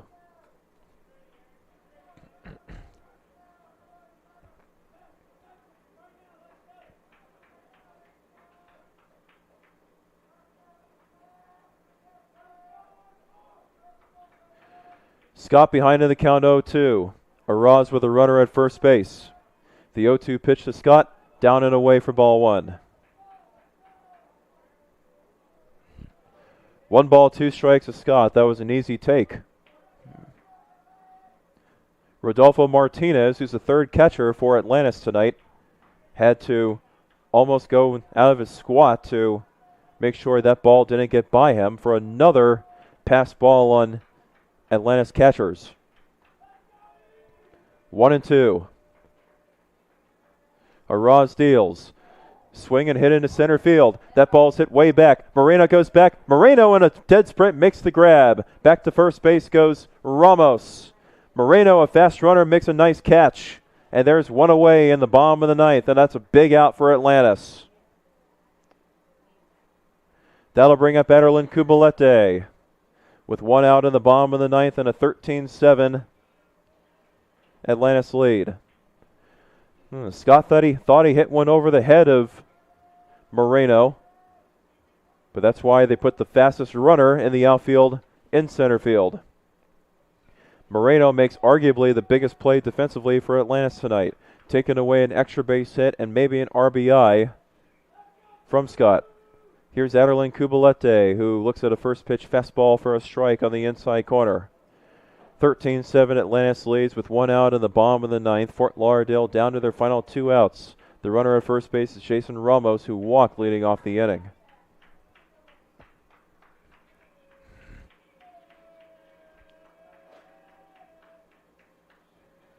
The 0-1 pitch, no pitch, and they work Ramos back to the bag at first.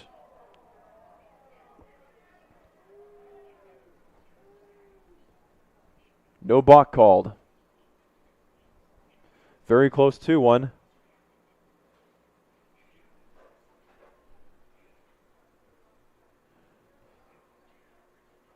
And it looks like we have a player.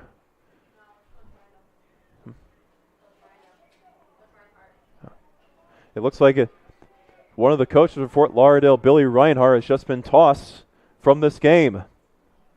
The umpire gave the ejection sign, and I can't see who it is from my vantage point. I thought it was one of the players at first. I guess Coach Reinhardt obviously thought it was a balk. No balk was called, although very close to it. Reinhardt is gone for the rest of the night. It's no balls and 1 strike to Aderlin Kubalete. That's obviously not the first time that the home plate umpire has warned Billy Reinhardt tonight. Otherwise, he probably wouldn't have gave him the hook so quickly. It must have been something that had compounded up to this point. A frustrating night for Fort Lauderdale, somewhat tempered by the fact they've made a pretty good comeback to cut it to 13-7, but they need a lot more. 0-1 to Kubalete. It is down for ball 1. It's 1 ball and 1 strike.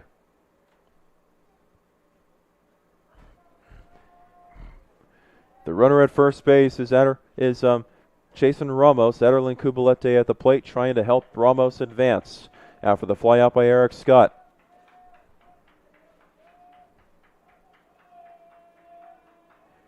One the count. The pitch to Kubalete, down and away for ball 2.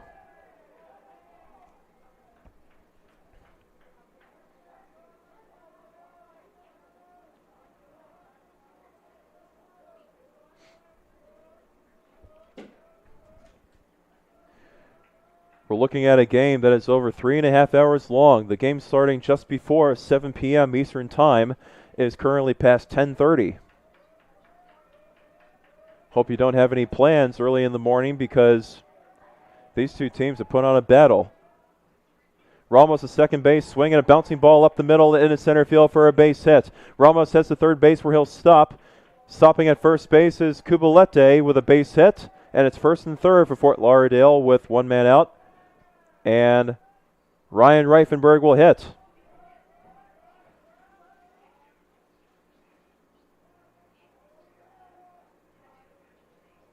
First and 3rd for Fort Lauderdale. Runners at the corners for UFTL with 1 out in the bottom of the 9th. Down to their final 2 outs. Looks like this will be all for Saul Araz.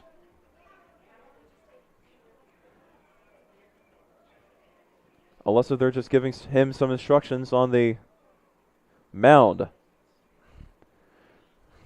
It looks like that's the case. The entire infield of Atlantis is together. As Ryan Reifenberg gets ready to hit for the 5th time tonight. His last at bat, he got on with an E6.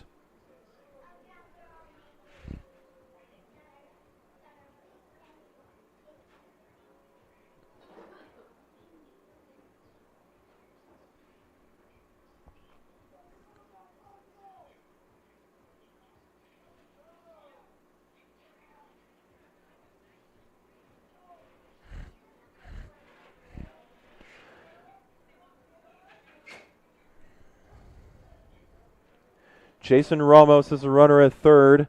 Aderlin Kubalete is at first. They'll stick with Saul Araz for at least one more hitter, with Ryan Reifenberg coming to the plate. 1 out in the bottom of the 9th. Fort Lauderdale trails 13-7. Ryan Reifenberg looking to cut into this deficit. Fort Lauderdale trail coming into this inning 13-1. Trail going to the bottom of the 7th, 13-1. They've scored 6 runs in the last 2 innings. Reifenberg is in the box, the right-handed hitter. First pitch to Reifenberg, and it hits Reifenberg in the right arm. And that'll make him loaded for Luis Ramos, I believe.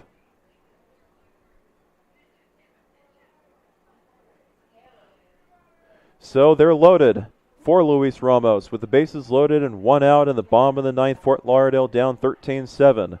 Ramos with a chance to do some damage. But Atlantis can still induce a double play to get the final 2 outs and end this game. Araz still on the mound. Luis Ramos up to the plate. Fort Lauderdale trying to put together some astonishing comeback. but it's not astonishing yet. They're still down by 6 runs. 13-7 with 1 out in the bottom of the 9th and the bases loaded. Luis Ramos in his last at bat was hit by a pitch. He's 0 for 1 officially. He's also struck out. Ramos doesn't have the timeout granted, and there's a fastball for a called strike. It's 0-1. Ramos assumed that the timeout was granted to him, but you can't assume that the home plate umpire is going to grant you the timeout just because you call it. And it's no balls and 1 strike to Luis Ramos. Billy Glessner has got to be careful because he might be next. He's already lost one of his coaches. You don't want Billy Glessner to be next. No balls, 1 strike to Luis Ramos. The first base coach is Joe Adair. The 0-1 pitch from Araz, swing and a miss from Ramos to make it 0-2. And that strike called on the timeout that was not granted might be a big play here in the 9th inning. The 0-2 pitch and fell by Ramos to stay alive at 0-2. That's 1 strike more that Ramos has to worry about because he thought that the timeout was granted to him. Still no balls and 2 strikes. Araz on the mound, facing Ramos with the bases loaded. The 0-2 pitch, outside and high, ball 1. 1-2 to Ramos.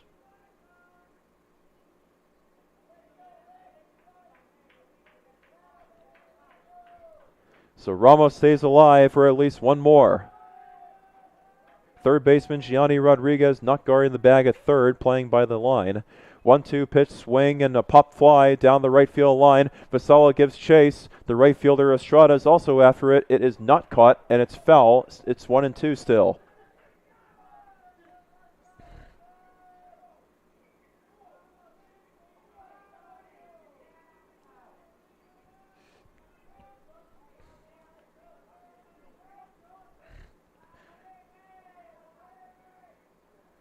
One ball, 2 strikes to Luis Ramos, trying to find a way to get on base.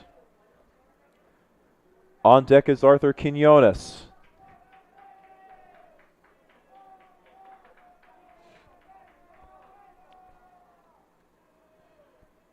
And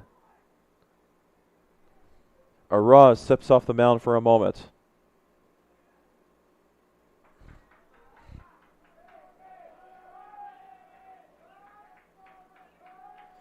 Araz gets the sign that he wants. Again, the 1-2 to Ramos. It's on its way. And the fastball misses just a bit too high. 2-2. Pretty close, but a good take by Ramos.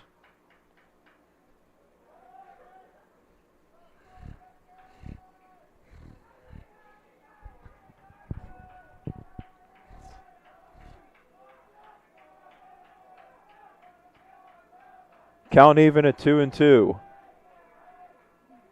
Araz deals. Down and in. 3-2 the count. Nice take by Ramos again, as the Fort Lauderdale dugout has certainly not lost any of their mojo. They're alive and well. This has to be the last batter, I would think, for Saul Araz, regardless of what happens. Jorge Garcia is fresh and ready to go out of the Atlantis dugout. 3-2 to Luis Ramos.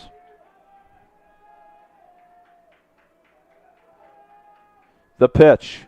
And it's a slider that misses up and in for ball 4 to walk in a run. And it makes it 13-8. What a job by Ramos down in the count 0-2.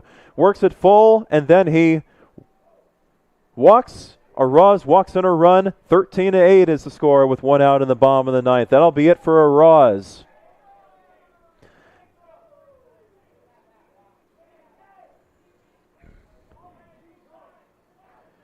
And here comes Jorge Garcia with 1 out in the bottom of the 9th and the bases still loaded. Fort Lauderdale's within 5 with Arthur Quinones coming to the plate. We'll take a break as Garcia warms up on the UFTL Sports Network. You do not want to miss this.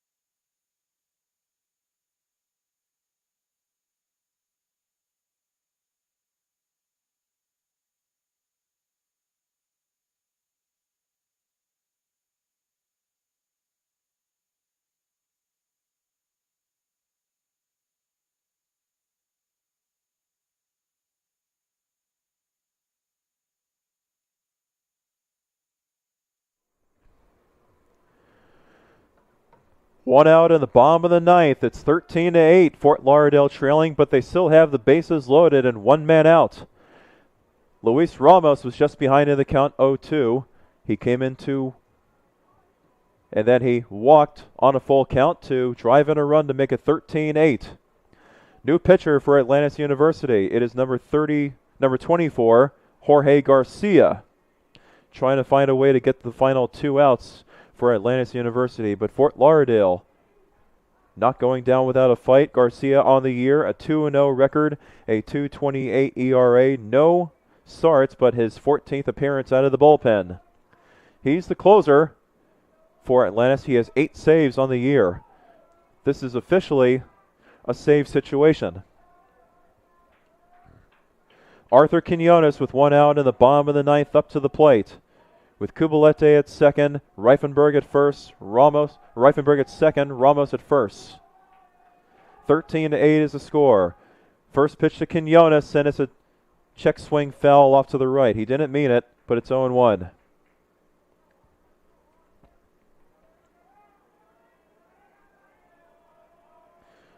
Jorge Garcia gets the sign. Deals the 0-1 to Quinones and a swing and a miss on the fastball to make it 0-2. A power pitcher is Garcia. Quinones quickly behind in the count. The 0-2 delivery. Outside with a fastball. 1-2. Garcia's pitchers seem to come out even faster than Solaraz. The count is 1-2 to Arthur Quinones, who in his last at-bat struck out swinging. 1-2 pitch. Swing and a miss with a fastball. As Quinones has struck out for the 3rd time swinging, 2nd time in a row. So that means that it's up to Yabdiel Hernandez to prolong this game. 2 outs in the bottom of the ninth. Fort Lauderdale down 13-8. Bases loaded. And if it wasn't for a 7-run first inning by Atlantis, well, I think you know the rest. First pitch is inside to Hernandez for ball 1. Garcia trying to work quickly. Yabdiel Hernandez with a count 1-0. The pitch, swing and a miss on the fastball, 1-1. Fort Lauderdale seems to be a blink behind that fastball. 1-1. The pitch from Garcia, fastball at the knees, called strike 2. 1-2. Fort Lauderdale down to their final strike. Garcia deals the 1-2 pitch, and that is a jam shot to the first baseman Vassallo and foul ground. He makes the catch, and the game is over. A long game is finally completed as Atlantis survives Fort Lauderdale's late push. They led 13-1 going to the bottom of the 7th. Fort Lauderdale scored 7 runs going into the bottom of the 9th and ultimately falls short. But hey, it was not for a lack of effort. 13-8 is a lot better than 13-1, and they'll get a chance to win the series tomorrow with a doubleheader starting at 1 p.m. Eastern Time here at Plantation High School. The final 2 home games of the season and final 2 games of the season, period. The final score, Atlantis 13, Fort Lauderdale 8 on the UFTL Sports Network. And I'll see you tomorrow afternoon on the same channel and same place. Good night, everybody.